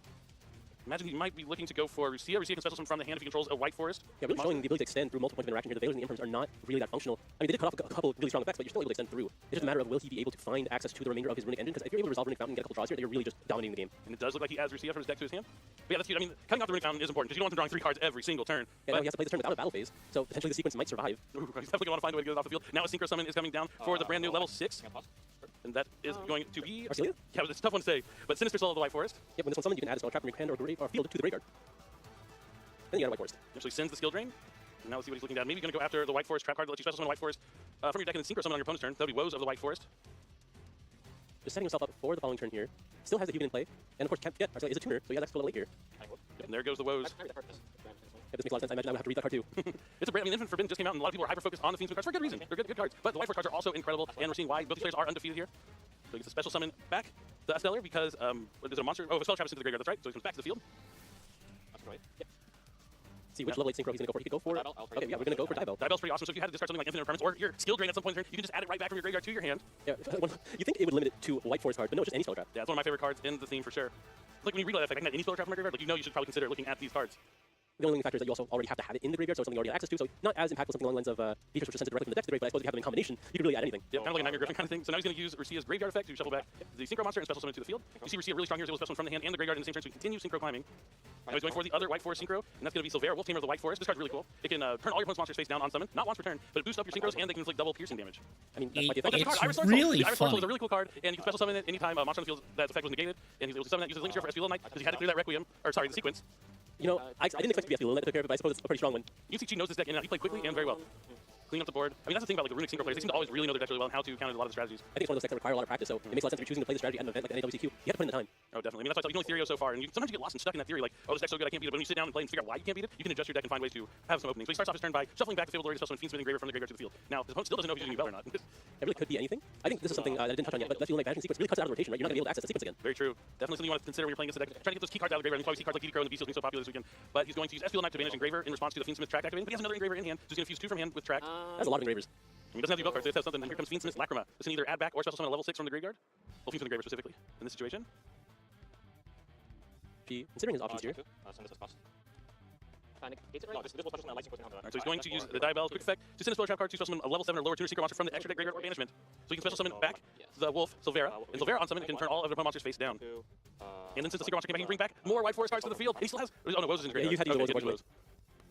And that's it, right? He's conceding. He's realizing he's out of options. And going second, the Runic White Forest strategy is able to take game 1, and she is 1 win away from moving on 4-0 at the NAWCQ. Yeah, really good showing here for the White Forest strategy, given an Effect Veiler Dream really got there this time around, but Brady has a chance to show what his deck is meant to do if he just draws just a little bit better, being able to take the lead here in game 2. Yeah, Track's going to add Fable. Engraver again. Unless. Alright, Track. great. Starting Gabriel off Monster, with that's Gabriel Monster, Friendsmith that's for Gabriel game Monster, 2. that's Isn't Gabriel that great, Monster. chat? It's fine, we're almost caught up. And Brady does have it in his hand. Ooh, we're going to see if that's going to change the result of this game from the first game. So far, things are pretty similar. Identical even. I think he just started with just Track in game 1, but basically the same. So here comes Engraver. He's doing that same. Yep, here comes You Quick know, Princess. Oh, looks like The he's nice gonna thing use that about Fury him to being attack. called Really good card to Fiendsmith spell. Engraver instead of just being the Fiendsmith is the Is fact that now I can call him Dave. 2 level 6 monsters on the field. Do we link them away? Do we overlay them? The It looks like it's gonna be the Fiendsmith same. Link Daver. sequence. You know he's having to worry about that effect negation. Does he have it in the hand again? It looks like it's working so far. It seems all good. He does not look very happy. Maybe not pleased with his hand here. Brady is a veteran duelist, so he knows what he's doing. He knows how to shake off a game 1 loss and move on and play the next game.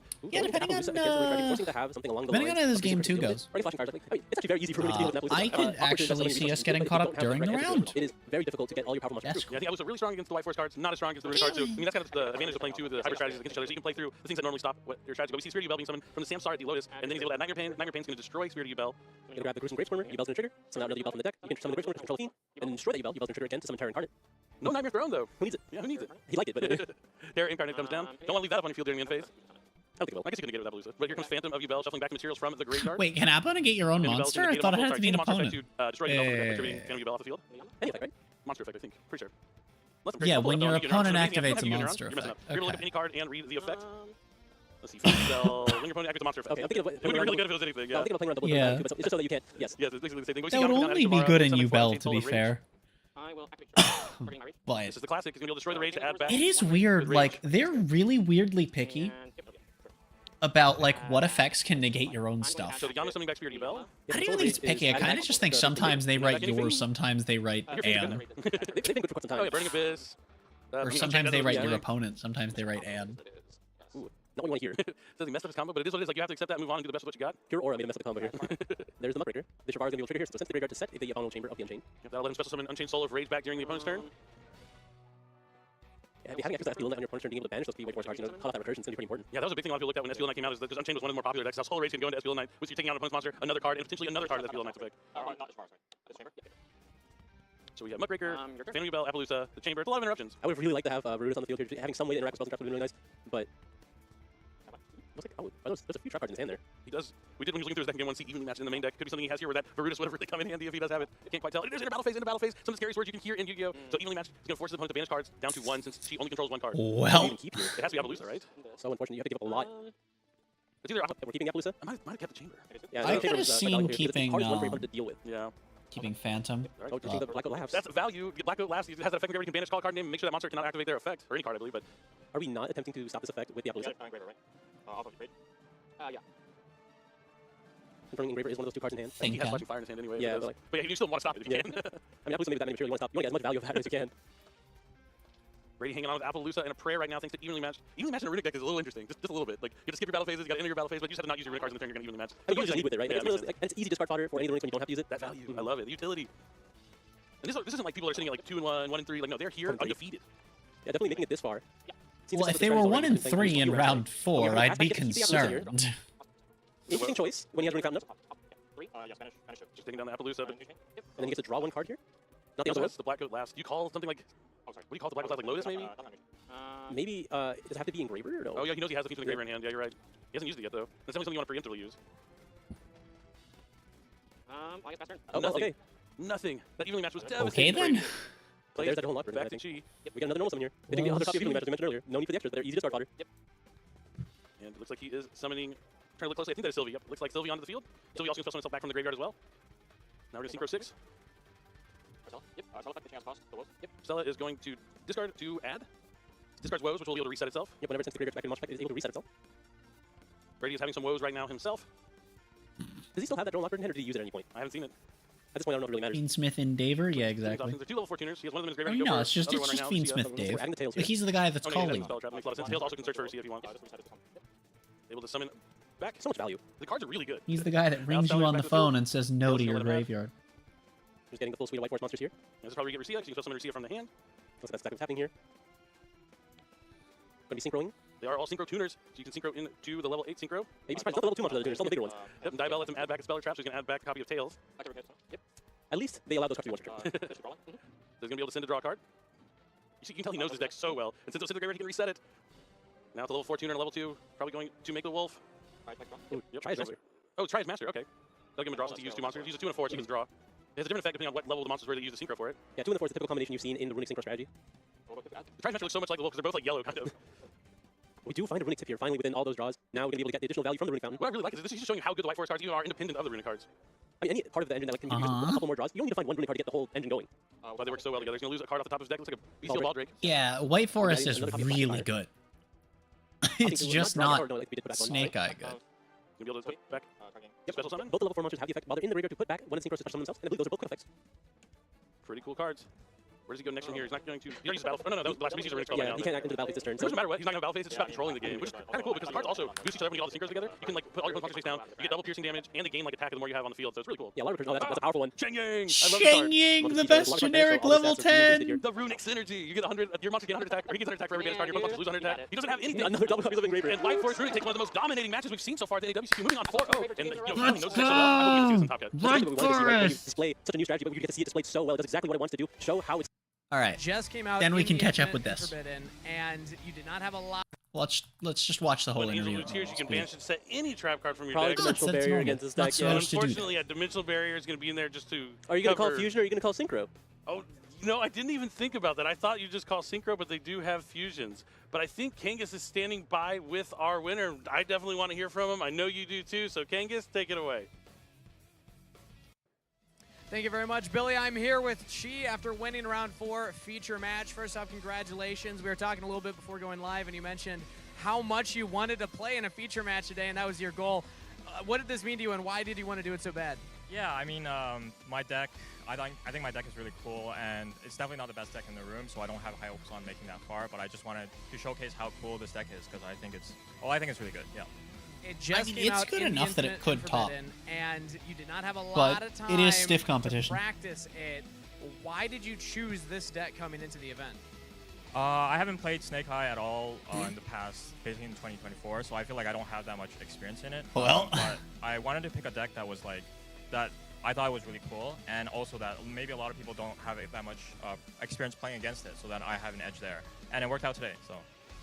How Yeah, I mean, he's confident were you, though, 4-0. that you knew how to pilot the deck? Because, I mean, yeah, you could say everybody else doesn't know how to what it's going to be doing, and maybe they're not comfortable with it. But that also means that you have to be comfortable enough to play the top duelist. I'm playing the also top really decks. glad to see Triad Yeah, I Master mean, being a not thing. this Like, round, that's but one of like those last things that I round, discovered on my own definitely really made early a lot on of that I didn't mistakes see a this lot of people round. really I experimenting think with. I made a few So I'm mistakes, glad to but see I a think deck going generally it was 4-0 on okay. Triad The Master. deck is- It's such a yeah, it cool was, card for the deck. It's not that difficult to pilot, I would say, yeah.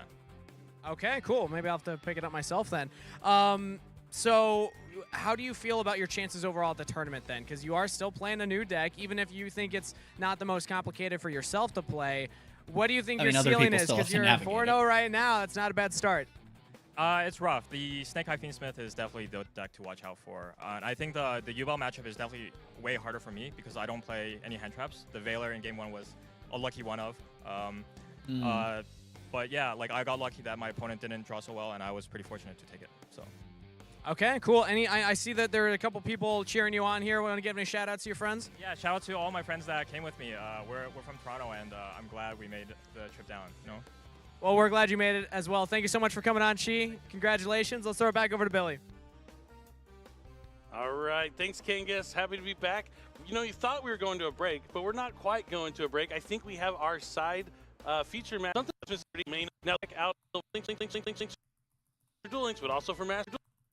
Aw, I was trying to get it to Now, stutter I think again. We are about to jump into our side feature match. Well, I guess we'll watch the side Nope, feature we're now. coming back to us. So this feature Or match not. is going to be pretty cool. One of our players is Bobby Barone. He's someone I've known for a long time. He wasn't playing for a while, came back during Kashtira format. We saw him have success. I think last year he made top cut at the NAWCQ with Kashtira, and he's back at it again trying to get back to that top cut. Yeah, it's something you really like to see, right? People taking a break sometimes, but you're always able to come back to it because you give something you can't really quit.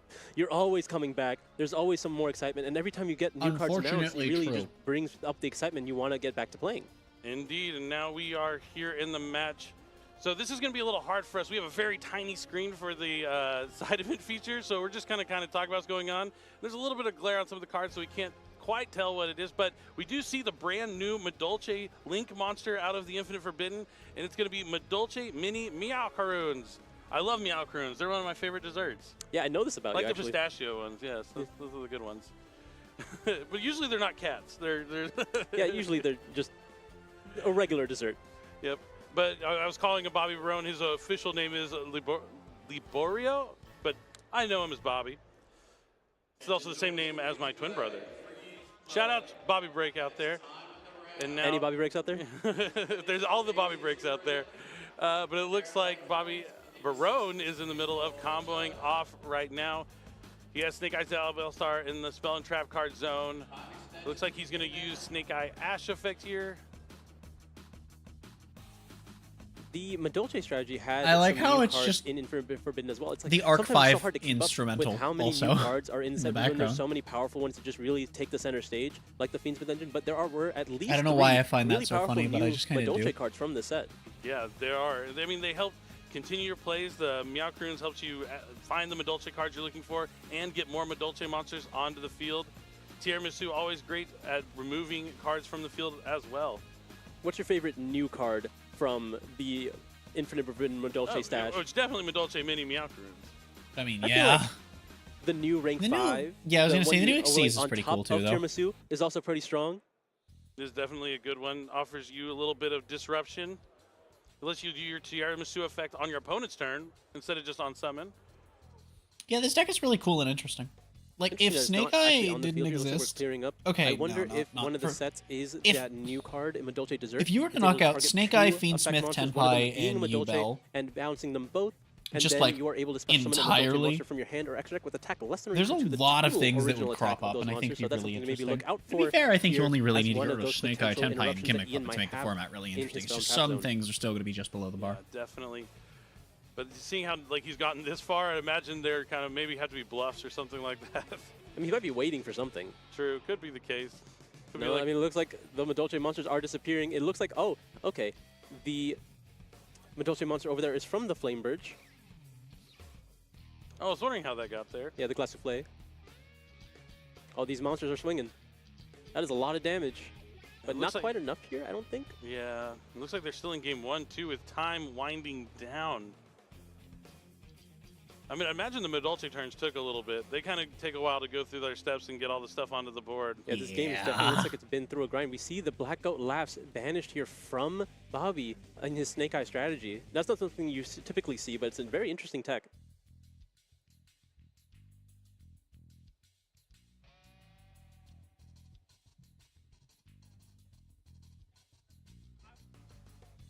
Let's see what he's trying to do. He has the Divine Temple up. He's going to link into Fiendsmith sequence here.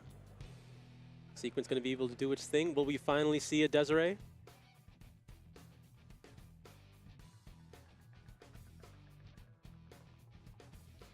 We're going to be able to put back the Lacrima for the Fiendsmith here. The Engraver, rather. Engraver. He is the main one for sure. And now, where does he go from here? Looks like he's just trying to set up. Going to be I'm linking assuming away. he's already used Lacrima to do the 1200 at some point, since his opponent only has 600 left, and now he's going to link away into IP Masquerena. Now we're going to finally use that sequence effect. We're going to be putting back the Moon of the Close Heaven, as well as the Fiendsmith Requiem. That's 2 fusion. We're going to be able to go back into Lacrima. Oh. I wonder, that Lacrima wasn't summoned this turn, I think, so maybe we were able to finish it off with this Lacrima right now. Yeah, that could be the case. Looks like we're going to be linking away all 3 potentially into Appaloosa. It's a bow, not a bear. And now we're using the Lacrima, putting back the Unbearable. sequence. And that is it. It is the Lacrima that's going to be able to finish things. I'm sorry, I cracked myself. I almost went But to Bobby's start gonna fast take forwarding, game but 1 with a minute and a half we're on the caught up. clock. That might as well be the We're match. caught They up. are going to have some time to dive into their side decks, but it's going to be tough to win game number 2. What does Madolche have in its arsenal naturally to either inflict damage or gain some life points just in the main phase here? I'm not certain. Is there a card that will help them gain? I think they might have something that will help gain life points, but I don't know about inflicting damage too much. There could be some old school cards. What do you think, Asala? I think there's a little something that could happen here. Plop, plop, plop, plop. Cowboy might be coming down. Who knows? That's one of Madolche the is like a classic 2014 reference. You might as well keep it up. That would be a crazy thing to see. You know, I'm a big fan of Gaga Cowboy. I especially like that his attack can increase when he attacks. Yeah, that is the main purpose. Just in case you need to get over something strong. But they are side decking. You know, this is a cool matchup. I mean, I really like that we see Madolche here. It means Vernusself Madolche at that. The Vernusself cards are really good in any Earth strategy because, like, when you discard them, you're able to special summon back from the graveyard an Earth monster and add another card from your deck to your hand, so you can kind of keep the money moving, as it were. And you're able to access potentially any Earth from your deck, right? The Vernusselfs are so strong at just accessing those Earth monsters. Some of the best support I've seen for the Earth attribute. Yeah, Some and it of looks like being an time is important going word. to be winding down. It might have already been called for them. So now they're side Probably. decking. Bobby won game 1, and it looks like he's going to walk away with the win here. I mean, Well. that's also the downside using a deck that takes a while to get on. I mean, it looked like Ian went first, probably took a long time to make the board, and then having a really strong Madolche board is not an easy thing to, you know, break through. So it probably took Bobby a significant amount of time to get back into the game. If I had to guess, this is all speculative. But Bobby walking away, and I think, yep, we see the records right there. They were both 3-0. Moving on 4-0 for Bobby Barone out of Canada. We got to remember, this is the North America World Championship qualifier. We got Canada and the USA represented here this weekend. Yeah, it's not just Steven Santoli representing Canada here.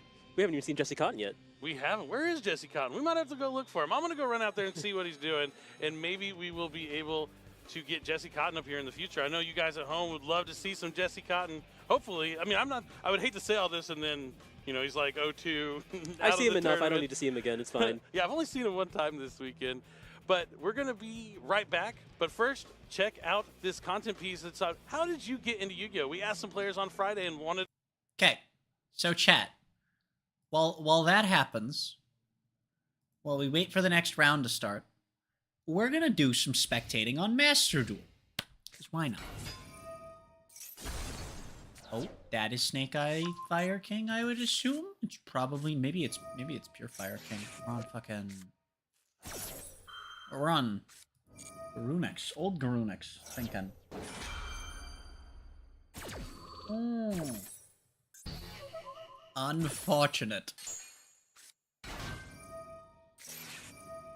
Oh. So this is definitely Snake Eye on the bottom as well, and they have 1-for-1 Bonfire, so this is kind of nuts, but they also have Nib if somehow this extends, which would throw away the 1-for-1, but I don't think that's a deal. Oh! Well, that's 4 summons. Goodbye, Princess. You just shotgun the Nib here. Token's big enough you can run it over. Yup. Boink. Boink. Oof. Unfortunate.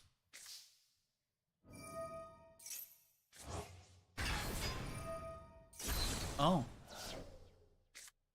Yeah, standby phase sure be a thing. That's weird. Wait, why would you normal the Poplar if you have Bonfire?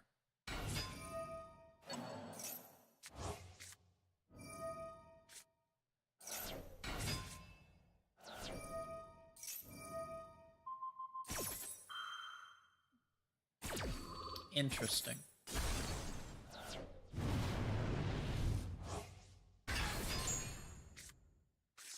Oh! What the fuck? What's happening here? It's a spicy line. I love Kurikara. It's such a cool card. Kurikara is such a cool one. I'm so happy that this card got printed. And in current format that it's a level 1 fire, because, well, Snake Eye is definitely a grading deck. It's a cool deck until it wears on you. It's a genuinely sick deck. The problem is that it's been around for 8 months.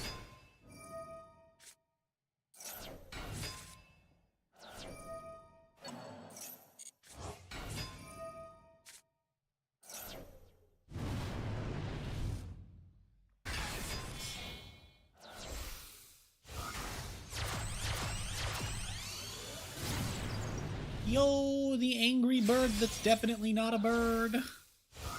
Yo, Zealantis. Crazy.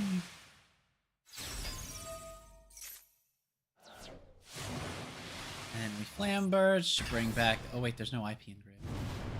Huh? Thinkin'.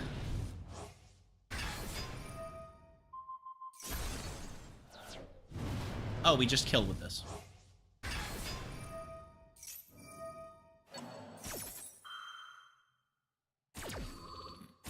This is well beyond enough to kill. Holy crap.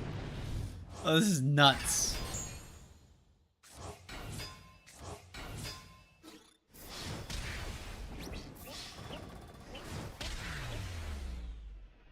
I feel like... Surely there was a way that would have let him kill with Poplar or Ash. Like, surely that's a thing he could have done.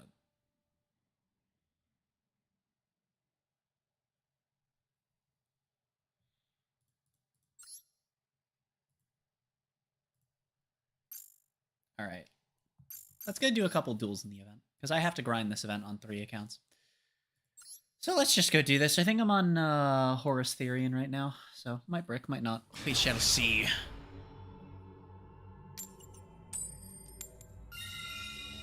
Ooh, crispy.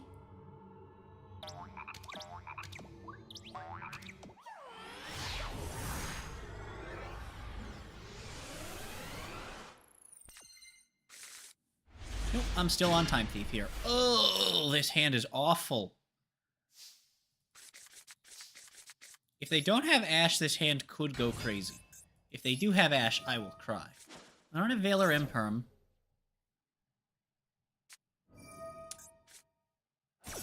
The only reason I'm not scooping immediately is because we have the Max C, but I don't think that's going to matter.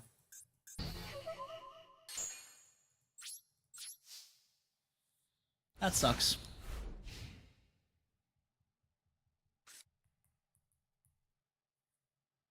You know what's crazy about this event, though, is the fact that Ubel would probably be tier 0 if not for the fact that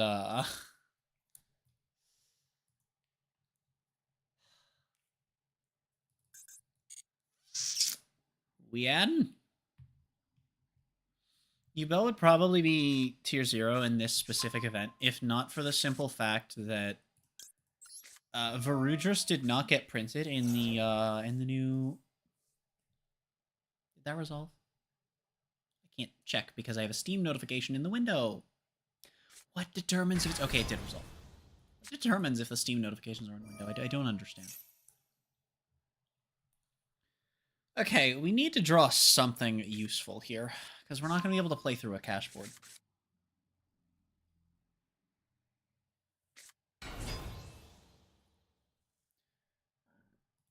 Normal Rise Heart to play around Maxi. You know what? Understandable. Have nice, Dave.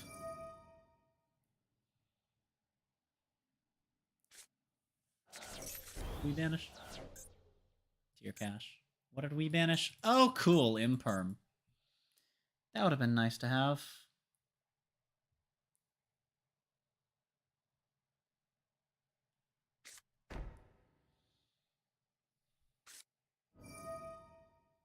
Really?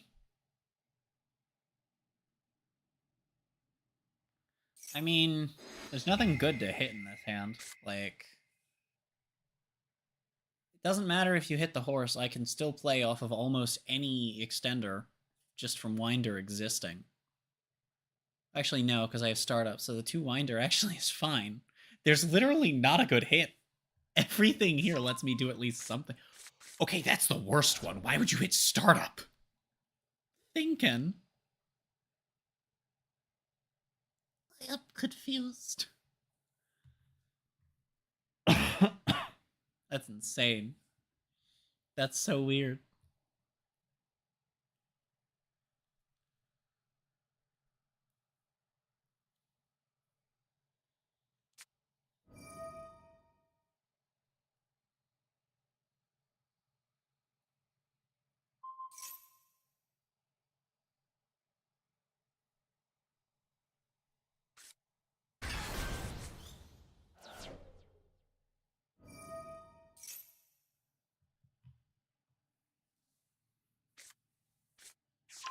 There's Ghost Spell. A little bit late for that, but there's Ghost Spell.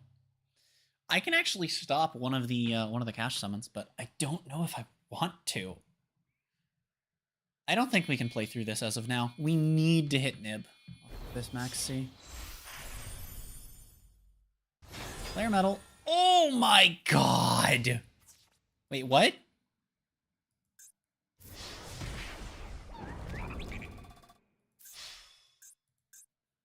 One, two, three. This is our 4th summon. Oh my god, we're playing under Nib. Are you fucking kidding me? We're really playing under Nib that well? Oh, fuck off, man. Okay. I mean, the worst hit I think they can do is Zeus, and even then, we don't need it. It's actually a mildly flexible gap. The obvious hit is Zeus, because it's the only important hit that I only have one of. He's not going to summon again. That fucking sucks. I don't think we can do anything here. He's going to summon again. Oh my goodness. Number 5, yes please.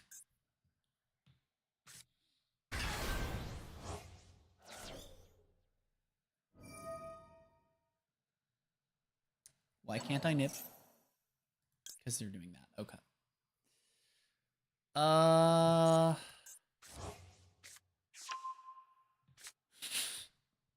Grab your guy. Now I drop rock on you. Let's go! Alright, so we can't horse. That's the problem. That sucks, but it's fine. We got Winder. That's enough for now. And they are not going to be able to summon Tier Cash because we have the Bell in hand, which can prevent that from coming out. This chat is what we call an epic gamer moment.